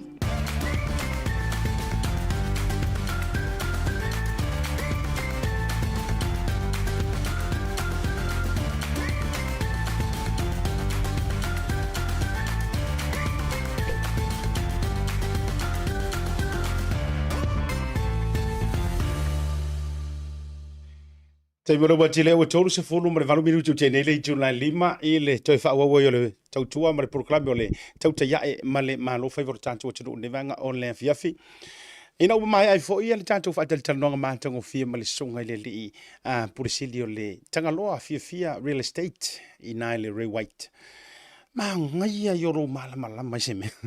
A talo fantu i le tamaitai politina ia le utu Wilson le mafuta mai na farfenga wenga ni vanga le fiafi ia me se foi se uso ia Big George Wilson le mafuta mai foi nai America ma le tautonga ia ma le tote le lava outou wo ma pa anga mai le tanto por kalami Lazarus Pesa ioe so o le mulu sauvao ma lo lava le onasai ma lo le fatotoa ia le se uso le fionga le ya soa tasi soa la fo ile makai o se uso se wanga le ke au le mataita o lo tama mai tuai i le fanga ya pole la to unanga fo ile tele le tulanga fo ile le vali se uso ya tasi soa to pepe na o fionga le tama sa tuala lo fionga to pepe talo fatu le devanga o le afiafi ya ma to tele lava posa pula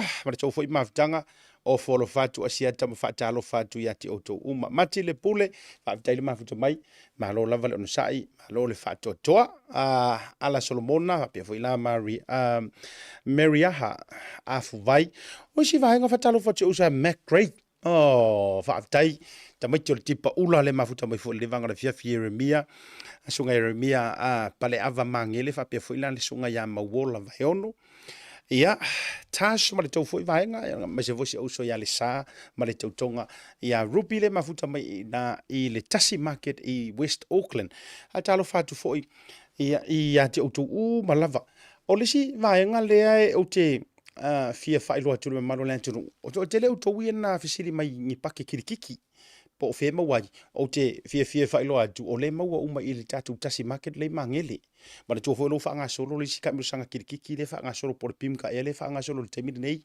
pe sa wa una o tara ia fa pela o le sa un fa nga fa lo ka au le paki kirikiki na ma we na le tatu Tasi Market ta no paru ava so o situ inga o lo o meto lima e te maua o mena le tatu fa lo fa talo fa tu ia Amelia fa moana le rungo le tatu YouTube channel pe foi la Silas Misa fa pe foi Marietta ia ma le to hotel te Williams ma le to hotel la vo auto talo fo ile to faya over after wai siliva to I favor ia ma le tato wa la fo le tato wa nga fo ile le porokeki le miliona I satu paitea sunga te fono a me se fo ia auto o malava committee fa fo le poroketi ia fa taile mafuta mai le vanga ole afi ma le to hotel lava fa talo fo sunga fa fenga pasta Tagaloa soalo fa tupu se fo male fo le tua ia lumana ile mafuta mai nai Papatoetoe ile nei vanga ole afi ioi tato wa to tele auto fo ile le mafuta mai ia na ule halu ume o tau suafa maria mai o kofinga ngalo atalo fo le usa peleti tio mai ia ma se fo ia se uso ia Toyota Oliver Fruen ia ma le latou fo I mafutanga malo la vale ona sai malo le fatotoa ia ile nei vaenga o le afi o isi vaenga o le tatou wa ni tatou tala oto o le ua vai atu ina mai se fasalanga wa ave ele sunga te mai tai fa masino ia mata tua Tagaloa ni ava mata tua Tagaloa I se ali I mai la fio anga o no fuali ai e faia mai fasito outa le ua fasala nei le fa pui na mo le lua se furu ma le lua tau sanga 22 years no fo salai I le fale pui oka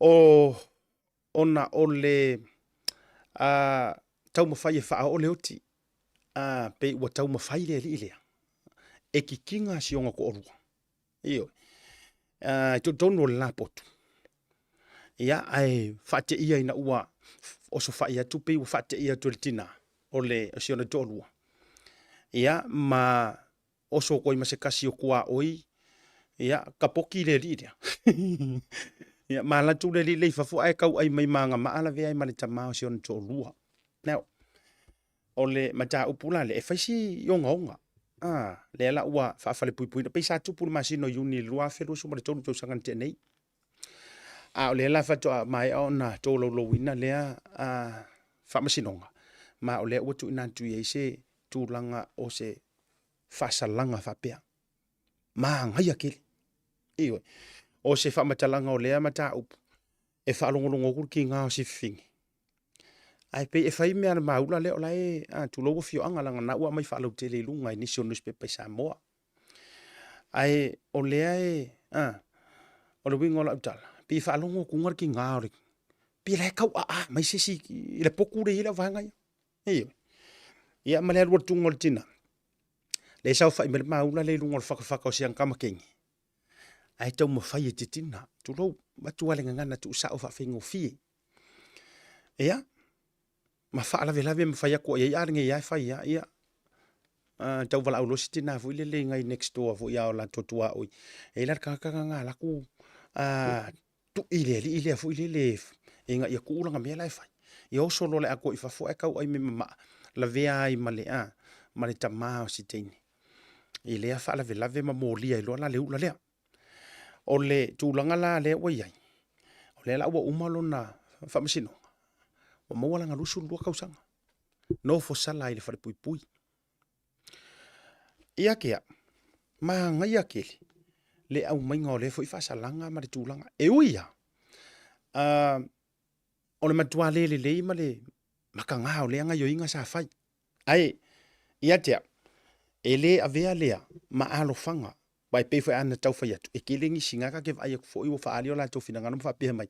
Ia, ele ke foi kulo, ele te foi tau mwhai le tamale po le tamale e fai le nga yo inga. O le nā mea ia, ia o le mea le nā whaalo to i whale la vai a le tangata. Le vā whaale ungari, i lenga umango whaaso koe le amakanga. Ai, e le avea, ma alo fanga, ma whaatanganga ia te oe, e ka mwhai e whaaho ongi mangu, ama whaaho o se oki, ma whaaho rima i se tangata. No. I oe. Whamarisa unoanga i tō laulonga. Summary of facts, le mai lunga i tō laulonga. Whapea marisa unoanga le fionga tamaitai, whaamasino, whaamasino ngomolunga. Nga ole kasi a le mea maanga ia, le mea kau maanga ia, le ua kau, le pie tau tilo ia, ima tau whea i vai ngara whaamasingonga ia, oe lea le maula lea. Mai mea a koa ngai whaia, ngare kasi a, o ngā māku ki whaafikai ako le wawenga e io inga umau morianga. Ia, pauanga, whaafikai ako, o ngā ekele o sisi o ekele o alo ma e pepero solo, le ana ona whaia tua pe whaamaongia e io e loa. A o mga yo inga umamenga e whaia. Ia, e kakau inga e haru yuka i kau malala e kurianga i au mea. Ai, ia te au whila ia, whaafitai fo i le vave ona whaate i atu le tu ai ngā yo inga. A o whaia, ia, o ai inga i loa, pe a whai o le mea lea e o ngoa lua i masia, masia mawhine. Ia, o maku ai ma whaale tonu atoi pe nei ua, tātou e sere kalangoa i ni whaalawe lawe mantua ua maa losi lava le mea le tutonu o le tātou tonu o Samoa. Kasi lana ngā, ma tā upu, lai lau walunga mai fo i tonu si o tātou a tonu o Samoa. O leisi vaenga, o lea ua whaalia se whina ngalo le matanga luenga o le MC o le po matanga luenga o pisinisi maa la manuia ma leipa. E tau ala mai le whaululunga po o le puresili, le fionga ia pulotu. Mai e sau noa mai ai ma whapea mai. Mo o tau umaare ma manu o le antunuu, lea tau te whai whaatau i whale o loa, po o le alavar ku ai ngā whale o loa, ai ua matua mau o lulunga mataunga tā la tau o loa. Aua ne i vau ia pe kao fiofia, lo tau wa ia tatau, koke o mai e koke whaasea ma li poki. Mai se whale o loa, ua matua halu i lunga le si itanga o latu o loa, e au noa, ma se si itanga fau. Manatua, e le ku whauinga li i kau o loa i kukongo ruka kuku. O le lava wa umana whaamanino ma toi whaamanino mai. I o le ngatari si itanga o loa i tau fau i ai, i le masina o se tema luafe, lua sumare toru, leso lua o se tema. Luafe lua toru lengi angei. O i ngā le ngā kaile pepa fau. O le meta o le food price order. O le price control o tatu o loa i Samoa. O le ka ua ia la whaafitai la vanau o tia isa usa i li linga vaenga lea. Leanga o i kongu la le kau wavala mai ai le pese le pe pese ko kele o kaun kaso i fuanga. O i tonua leisi mafua anga ke le e mai ai le tala selea. O kaun kaso i fuanga i Kongo Samoa. Leanga na whaalia maa nginga mai le tele o nisio o manatu whapea. Ile kaimi kongu lava ngei o aso fia. Holiday season lea e kaukia lakua ia ngi masinga ma le whai ungo le lantou sanga. Na toe lau manu ia mai ai le whaasea o tangata o lau tele o le antunu whapea mai. O ka se kaunga ka o kau o loa. Ia whare o loanga nga mention mai masinga o lau mai o terefia ta ua dui lunga i. Au le la ua tali mai le matanga ruenga o le MC o le po le matanga ruenga o lo lantou whaia ma wha tonu ina tau o loa. E tusa ai o lalo le vaenga o le whaatau inga o loa, Section 94 of Competitions and Consumer Act 2016. E iai whaasalanga ma mōlianga o tangata po o se kangaka po o se whare o loa. E la tau te toe whaia lava ngisi lako si ikanga i lunga e au noa mase whaatanganga whaletula fono. Le ufaka oko mai le awiwi ma le alafua. Le ngangaka ia se te ma le solufu lua. Lua whelua todo. O le tāua la o le vaenga lea. Mo oe le ke whaafonga mai Samoa, oe le kangaka whaakau, oe le kangaka le e raise mailo le ke fia ke sau le social media ma whaali mailo complain. It's okay. A o leo wakali mai la le CEO o le matanga ruenga PacificEzy mala manuia. Fai aku sau complain ni o le awara sao. Yes, ma o te 100% encourage o tau ie te tono ta to tonu a e lo wa kaunga ka kele de kau vai mo wa ngai ya riska kanga kanga mai fatu susanga. Ba ile fa o longa ya. La ka o kuia langa le fa la kele mai ngai fa mai fa o longa vai kele. Ya tau fa la e tele. Ai le fa pe finga vai kele ku por me le. Mai o kau vai mo kau mo essential products fo ngai me ai mo mianga. Ka se kau. Mo fanga i runga. La ua mai le whaatanganga po le whautuanga. E mawhai a ua i loa ua matua soli ai whainga whaavai. A very complain. Ai au eke a mai a whalau i ke le fua i runga ole e pi te tango e whao ngā ia whisou wa inga whaaporo kiki. Eke ngungumi mai ai ko kongore mera ngā. Ia. Walang ore kele o isi tangata. Ngā laku wa pālanga pākeki. Ia, eris kanga whapenga. Ngā laku wa pālanga pākeki. Ai, because o le whalo loa la vale ale kaungkahanga ia o loa ua whai wha soli tū la whono. Wai mwhaingo whapenga. So se whalo loa e makua tapo pe triple i runga kau. A whape o le tau o le paunga moa po le ala vale fule ko inga mea ngai wha lae fua i tātou pe paunga pe kilo. E na o le fitu tā la pe varu tā la ai arua ko sifuru ka la. Too much. Ka ngango se o kausonga ngai lau ne. Too much. Ioi. Le ia kele fo iau me mau ere si rua ka la ngai on top. Mwhing whaka ure maasima, mwhing whaka ure. Ioi. A ngā waa loa lea maala ngā te tau. Ona e whaisau complain. Alu roa e whailau. Kus. Le si foi mea. If you wanted to. Alu le officer. Ora makanga ruenga po lea la jau te e ana ia tu la fono ia mawanga whapena. PacificEzy maala manuia. Alua oe e amai se lisi. Ma le price ora. E ke iloa ai le kau. Ma e ta tau fo i lo utali tonunga. So o se fale o loa i Samoa. Wa ka kau fo inga iai ngia la ko vaenga nao tau o loa. E ka kau ngā muri kai e. Iyo e. Le nā tonu lava. Ia. O le. Vaenga la nā i le situ langa o le e. To mai. O ngau mai lolo ka ngaka mwha me waka unkarso i fuanga. Mai oka. Ma fua isea. Langa fo ngā laku male se furu ka la ai laku whape laku e mai ere paunga moa. Mau mai mare maasima. Mau mai mare angiangi. Ale wa laku lo mare se furu ka la lea. Follow a ko ar ka ur paunga moa e kasi ar fale o loa lea. Le se maasima le se angiangi walenga. Nga mafau e sau fuenga le sakare vai mare angiangi ile moa e nga ir whaarifu. Ai ala tu loa, pingi mai er kama wha asori kula fongo lea. Sau loa, ola sparka lafa ua whai mai runga. Ai whaai ua ir whai ngā malo. E whaai ua ir whai ngā malo. Ore vesili. Did you do your assignment? O e mau ki ngoa. O e mau ki ngoa ma e wha sa o inga. Ua sa o siau mengi ngā ua whai. Ta sile vai ngai ta ua va tula vo mo o tou ta tanga ta no lo tele sile ngai koe mafua har koe mama le va o ki koe mama ya ta to e to e mama le va o ki ya ki ona pe pese lo la ia fa mai wa konga ka so fuanga mai nga fa mai fo fa nga malo e atu tu lango le ama nga fa mai fo e aku le ama a le la vai tanga ta a le to te fa fo mai e le kai o keilo o le akali o re kaunga ka oku le taunga tā o le soifuanga le ia mātou nei yes ma ko pengisingi le ki a koru ka la a o ko pengi usila a vatu la fa le liu ya o ko Samoa ia o koru ka la ga mo wele ko ki a fia lima pe ongo ka la e ise ka ko pengisingi ongo ka la i Samoa le lika o le tau o le pusa mamoe le nai whaatau ia tātou ina. A sa o lau kou mawhau o kuru mena kala koe ngi Samoa pe ngai mau wale varu se fulu. Help mai. O le kau whainga o le pusa mamoe le o i pusa moa le wai hei mātou nei. O le kau renga. O matua sili atu le taungata a o le esenga. O kupe ngi usila kupe ia ma kupe Australia kupe lai ma tupe Amerika. A o tātou. O tupe Samoa.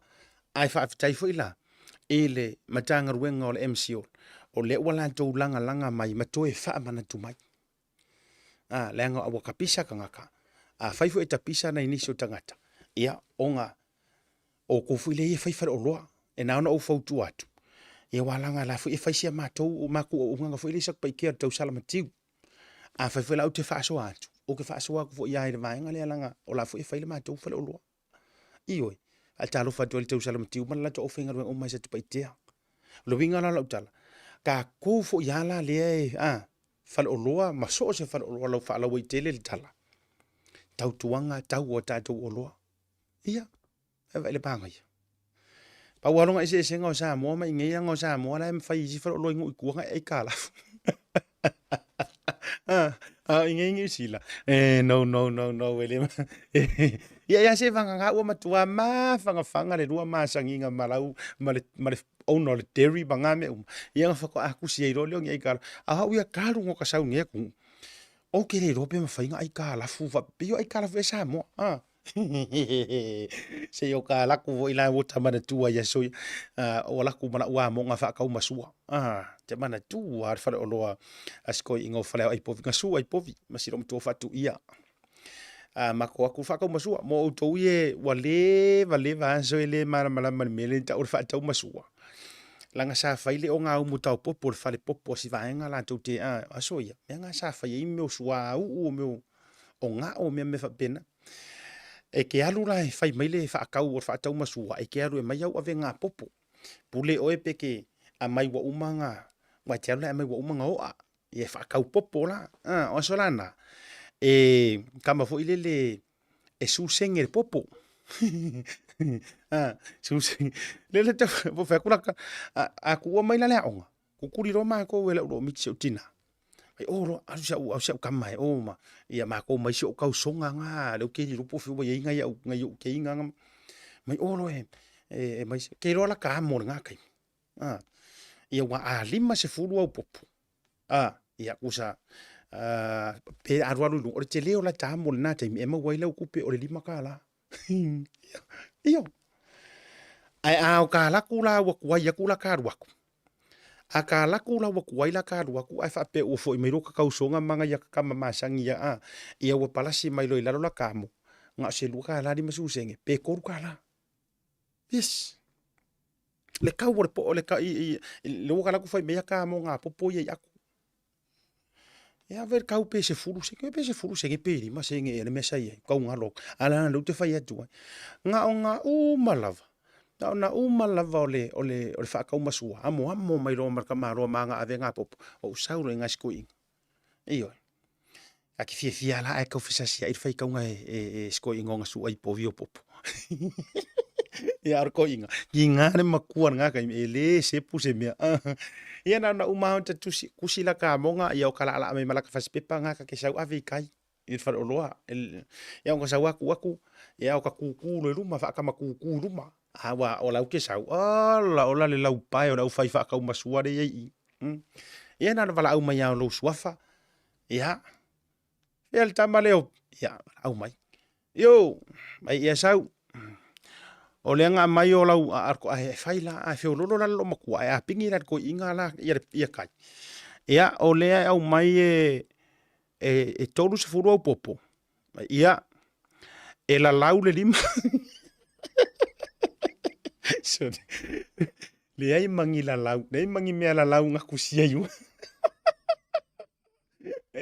fica voi argo eu le tadie me deu bodi io nga suisa koma al finga nga sa fai ver going mai ia e fase e lolo ko inga pu kau kikili ma ko amonga e fase furu au popo ia le lava ia le la fa ma wina mai fa tau nini ma kau nini i kere popo ia au ia e fase furu Ia le ia ina I popo o ia utau la lau. So kipi mai au mai ia. Le lau atu ufa ia e 5 tala, 5 kansoni. Ia ona nga 5 kala nga kaimi.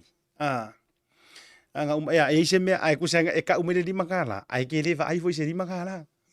Nga uma fa mai ia e tu fa tasi 5 tala. Nga uma le 5 kala fa ia fa mai ia. Ole ala fa tau ora. Ole ala fa ka ora fia. Ole ala mete mana e va tu ila 5 tala. Ia va ia ole foi disi mea. Sa wai ron ka e lengi zeru. O va mangua no fa no fa ya. Ia mai ron ka ia pirikaki skoru. E me venga na ka mo fia pirikaki be mor kala mon kup. Ia mon mas ka pirikaki. Ia fa uma mas ka pepa mas. Ia man ka o ia fo ngor ka mo as block. Na ala alo marka mar. O ka mi ka la ka ke ia wa kala ku sa va isi taimi o tara tu ia 5. Ia 4.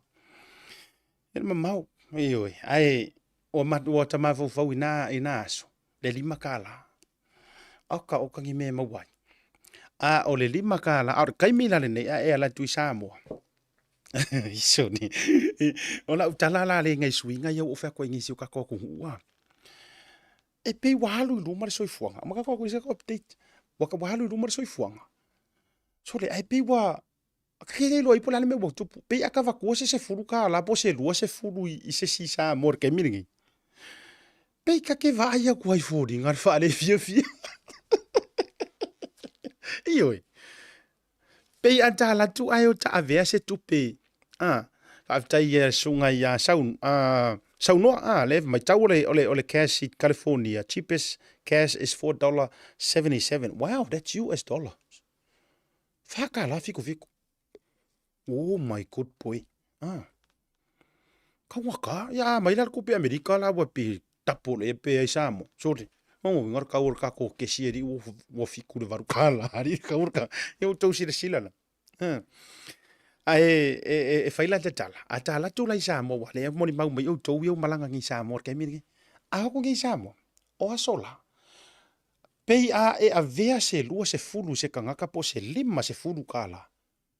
So le ole matua maka ukia. $50, that's a lot of money. Yeah, so yeah. Ole taimile nei e ala ku ngai Samoa. Ai vakua se lua se fulu. So le. Pe kilo mereka ngakala Samoa pe wa vakua ya le lua kala pe pavu le sa ya so ya kamale susu ngale lang moanga. Pe ola wa tu vatua. E o afo se 5 se fulu. Se pe o se kupe wa makuara ikiki ya fo I ma fau la wa ye pe o mentality fo ngai kanka Samoa. Ia o se lau ka la ia e pe o le tūlanga fa pena. Ia ai o le la e tau tilo atu. Ia e ar kai me se ia fanga ia fa ka o la tau ia.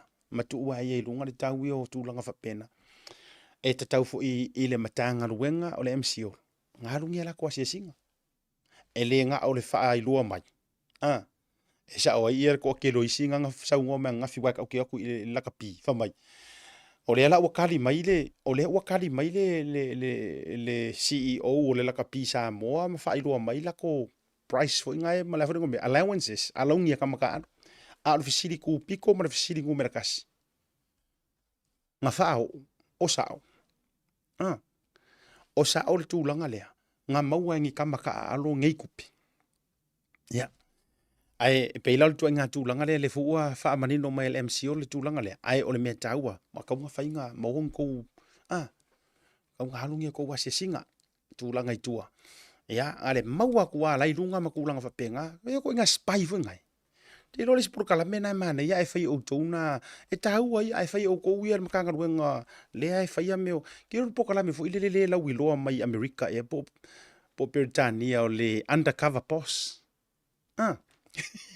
undercover boss ma nga ye sport kala menga la le winga lo kama foi le la le ilo a office singi o MCO ala ke kanga haru ke fa tau fa longa ia aru tanga fa tau fa singa ma awa man ko ole complain na kanga ai lo le o sofa ya ala ngor ke le fu nga ka ko amio e ku sa la tu tanga ta va ku complain Wa le o langa nge o ka ko le ngai mea. Upu mongi mana upu kaukingo. E alu atu fo isi se customer nai tangata lima vai ma vakur complaining ai le tau officer. Assign lola ia le pule kaka fo ile le a. Le fa ale popoi fo ile le wa assign le fia ola le la alu ikua. Ia. Wa le lido ka fa ko penga. So le. Sa wa alu le fa lo ngale ngale.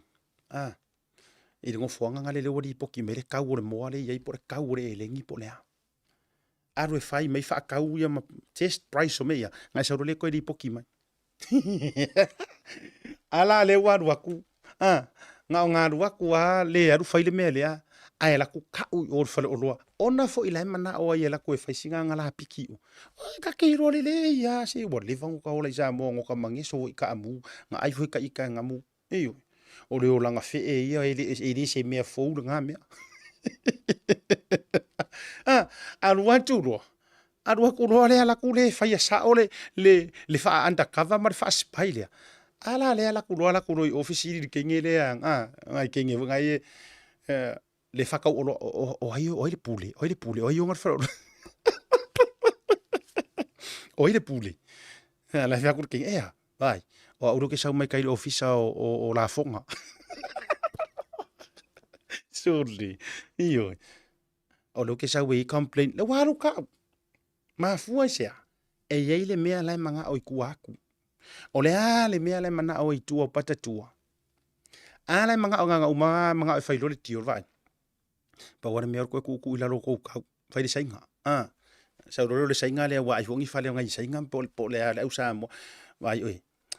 O le nga kuri mai ya o le pule nga makaya puroku ke saule. Ia. Fa mole. Ke le sala le mele ia e pole asinga meanga le mai singa uka sing sa upusa me vai ka ko ye. O mai ale ina sina vai. O ke la ngonga. E fa tata la fonga nei vai ngau te vatua. Ala e maka le mai ke siko akele o kanga kai nga lui mengi ma fai mai. O le sao. Sao i roli se o kama paung ka ngai kuā ia le paka. Fai mai sa o ai lau kama. Oi. Anga fa pena. O le mafua anga fo ilea. O le mafua anga fo ilea. E a fuai. O na tele le ngulu. Se koe fa fo ia kuala ukala i le vaenga le whaitionga fo ilea si kamaikiki istama fo ile le se taaro le laicha niko. Wa kele le whaasua matu utala noa solo hai male toa tele. O vai e tunga. Ia na tala mai fo isi ia kama. E le tūlanga o le tele o lana se le ni. In fact, nga upa ya kupe o le singa post na au mai na o faile na ka ilua se launga ke avea each players le watu le tona pe malanga le au le watu ina i birth. Fa ingon masina le nei. Waharu la lo mafau pe e kango nge ko i folo mafau ko inga o langa fa ku odi le ka ko Samoa. E tau le masani ai o ele na soifua ya tunu i fafo. E kau le masani ai foi o ele nga sawa o tolu fa lima o kausanga pe ai mala malele ya le tanganta le bolivanga o la Samoa. Ile mele la fa ko nge. O to ya le o to fai tau le tustu singa si fo ya lo le tunu. O matua loto momoia le usor nge. Por nge fo ya lo le ku. Ile fia ai o le awori ila kapi.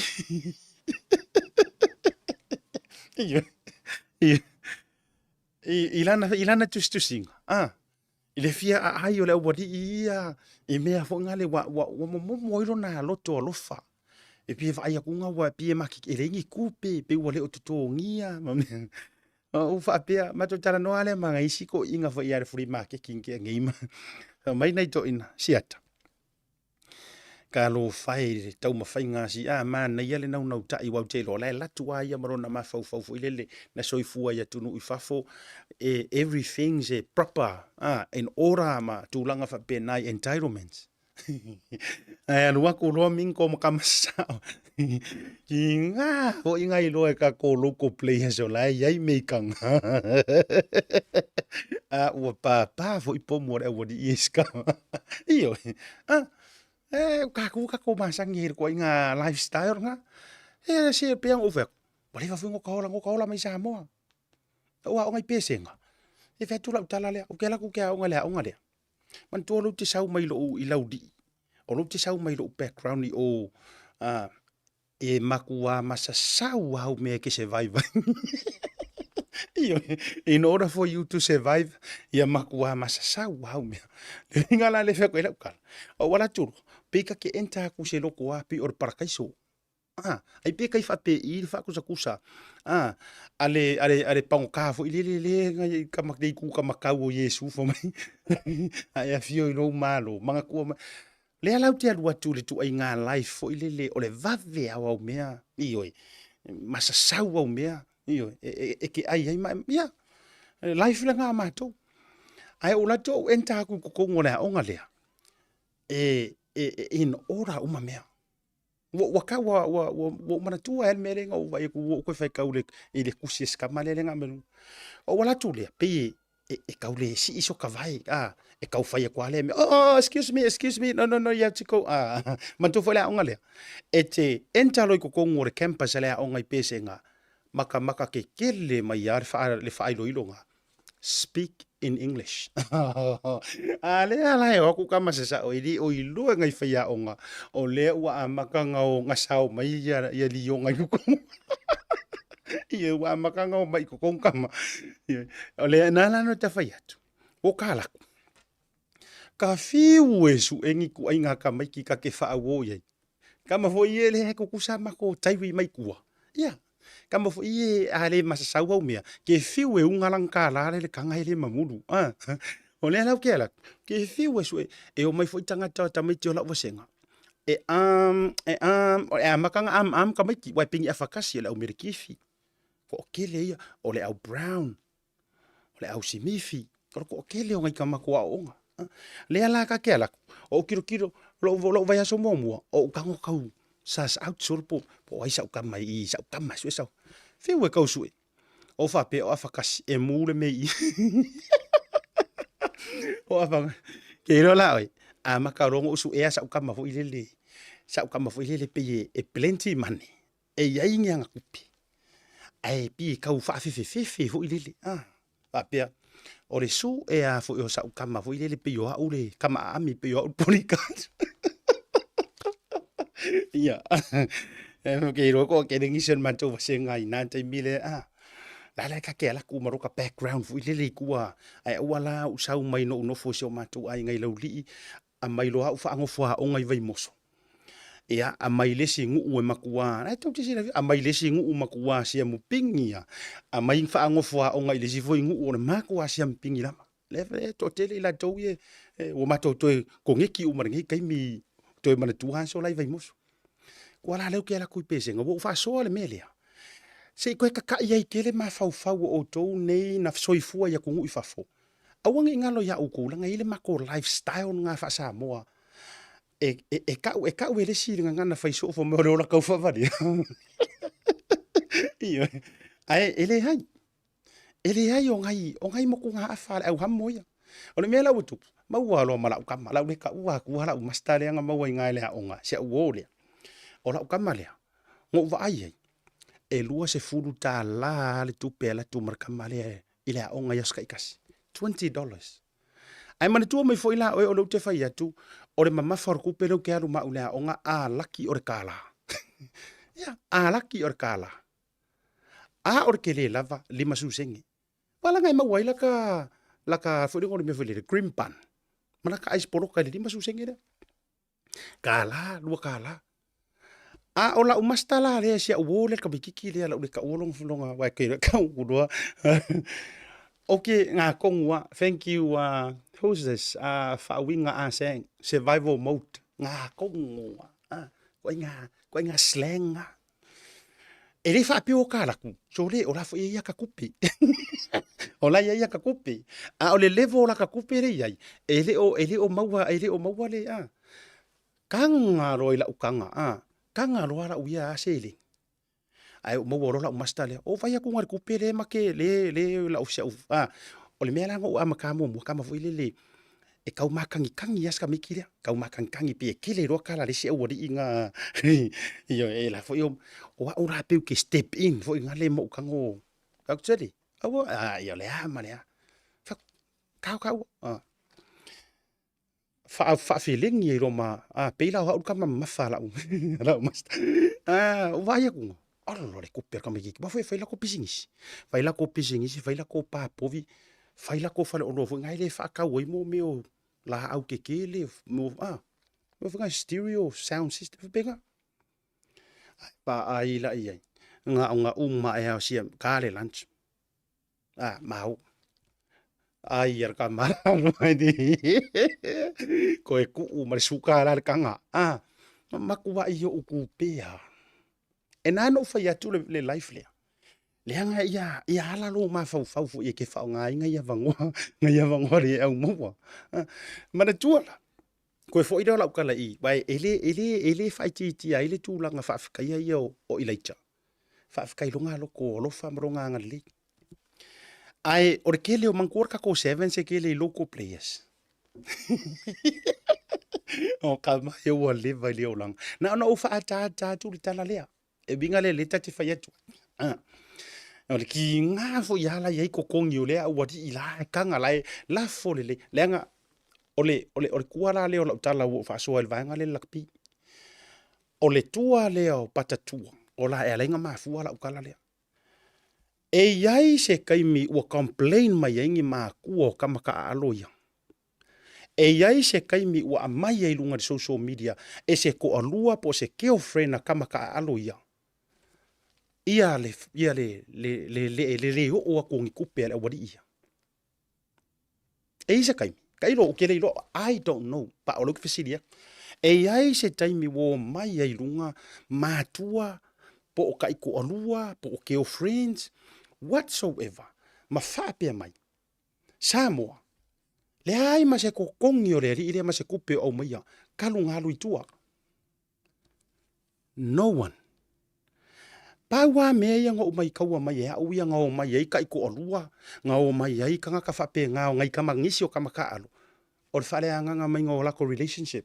Pa wa nga. Pa wa nga.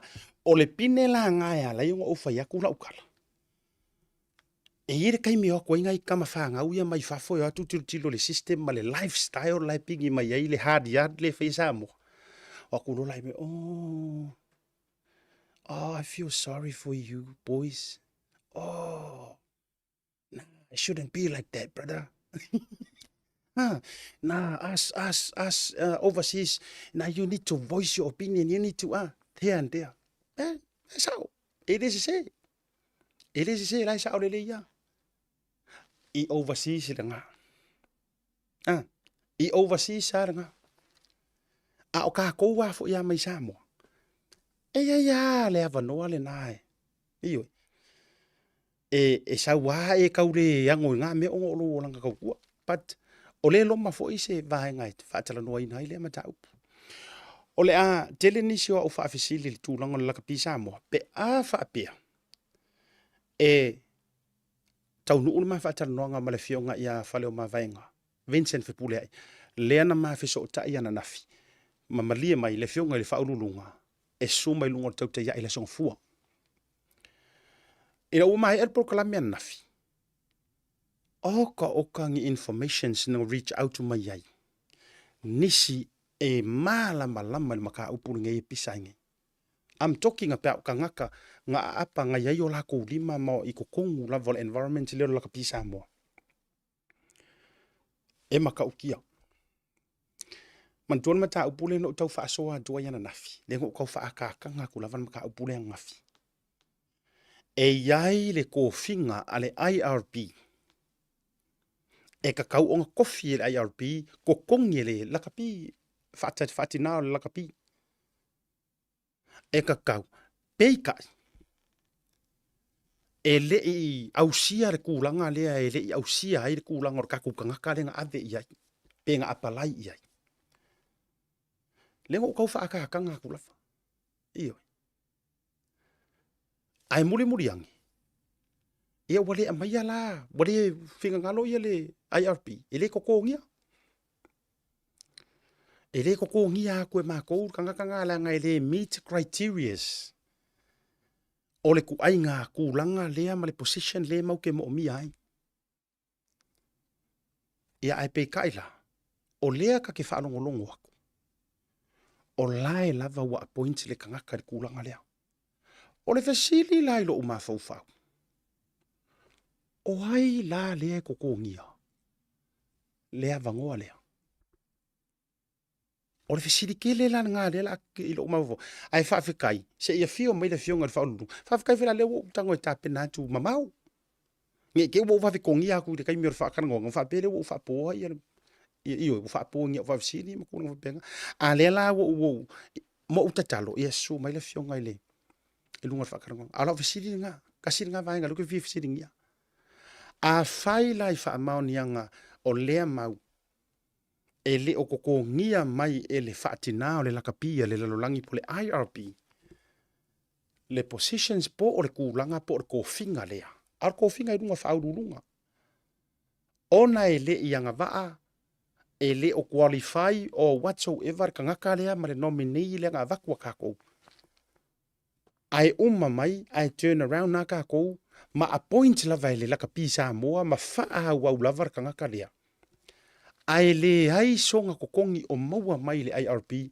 The question is, who is paying this guy? Who is paying him? O le pocket ai le pay ai la le position le. Pe a faa pe o le position le kakau ele o se position na Samoa. E kokongi e Samoa, e kokongi mai fafu. Haongi fesili. Ele o lesi ala ngā kupe lea le alu kele. Ai o kau whaalongolongo kunga e more than 100K annually. Silia ile se lau afe. Se lau se fulu o 120,000. Tala. Le salary o le position lea. I have all the informations about it. I have the informations. Se kau kahafio fike isia. Ai se fai mo mua ska ko whaakarkarangoanga ma le whaurulunga lakapi. Iyo. Lau fwela na challenge e vatu. Ia, o le wa amakang karangoa kangaka. O lea wa amata o na talanoa. O kangaka ia karangoa, ele on kanga makamaka. Yes. O tangata ai filo i kokongu o le merenga. O tangata naena tau militino a kou kausasami, kou whaikongu, iwe, lai lau kei loa uma. E o ofo ile saka lea na tupu mai Dubai. E o ofo ile mataha upu lea sa tupu mai Dubai. O ke whaafika i kele lava. Ie ua lato reach out mai e teo. O e sa iai, ma lama iai. Ile mea ngā kupu mai leongo masinga au iai le koviki ma le lockdown ile vaenga al kei kofiku. Le ua whailua mai. Le real story. O kei loa le real story lea. O le real story lea e o atulou. E o ai la fionga i le whaiaonga. Ale male whaiaonga ta iuru, male whaiaonga rangolango, sunga whaiaonga. Ua ngau ai le loko alofa. E sa ili le file mu matulanga whapena. Ua mafu ainga. Ai manga kua. E fiu waka koue. E fiu wala wari i e mawaruru ngā kuilunga i kaunga ngāra kama i moa iyo mai a. Iyo mai la. But that's more and more and more. O le ala fo ila lea, leo mai e luanga i kamaikia. Ma speak up whapea. Yeah. Ai, na ona o whapena atu. Ai, se i whamahe a mua skaku whakaranguanga ma le CEO. Iyo, e le leilava, le tato ui a lau mea. Se i whawhisiringia le fionga le whaurulunga po le CEO o le tato ulaka pisa mo. I vahenga umai. But you'll be amazed with a lot of information wa umai. E winga i vaenga umai ang kukupu inga langa lea lau amakan koe kau langa mai ko okele. Lea lau amai sa o loma information si o le mea sa o nga kupu.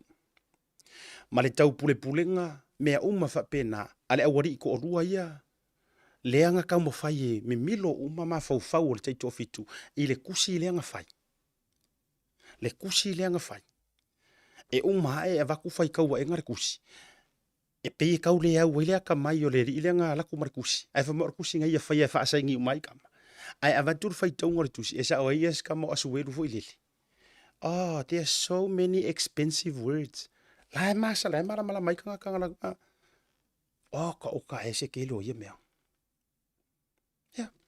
Ai, ole a tātou whaia le mea ami o tonu mua. Ole tātou uia. Ole laka pisa mua.